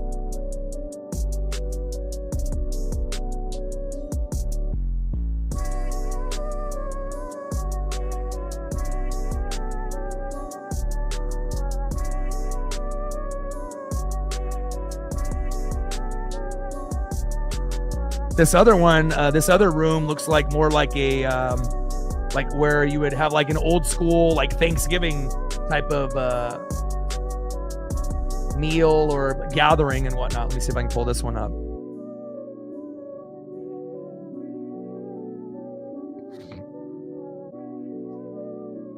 Like this one right here, that definitely gives you kind of like kind of like that autumn type vibe and whatnot.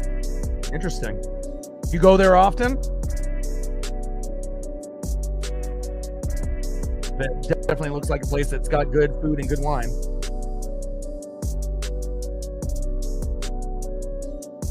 Ah, I got you.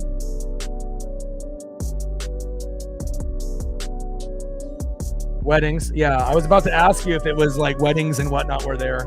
And then they got a few acres, obviously, behind it, I assume, right? Definitely a lot of outdoor seating in the...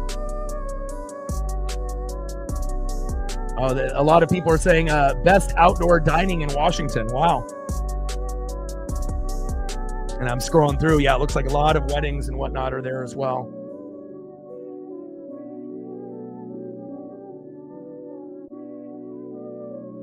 Fancy. Even has a pool.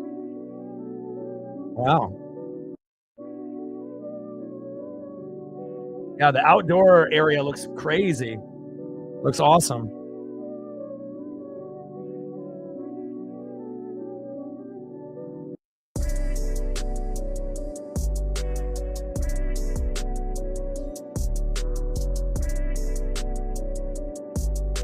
All right, seeing if I can try to get something to convert, but most of the stuff is too blurry.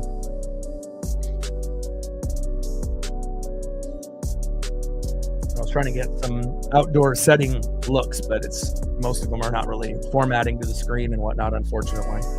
But I get the gist of it. It looks awesome. What's the best food that you had there?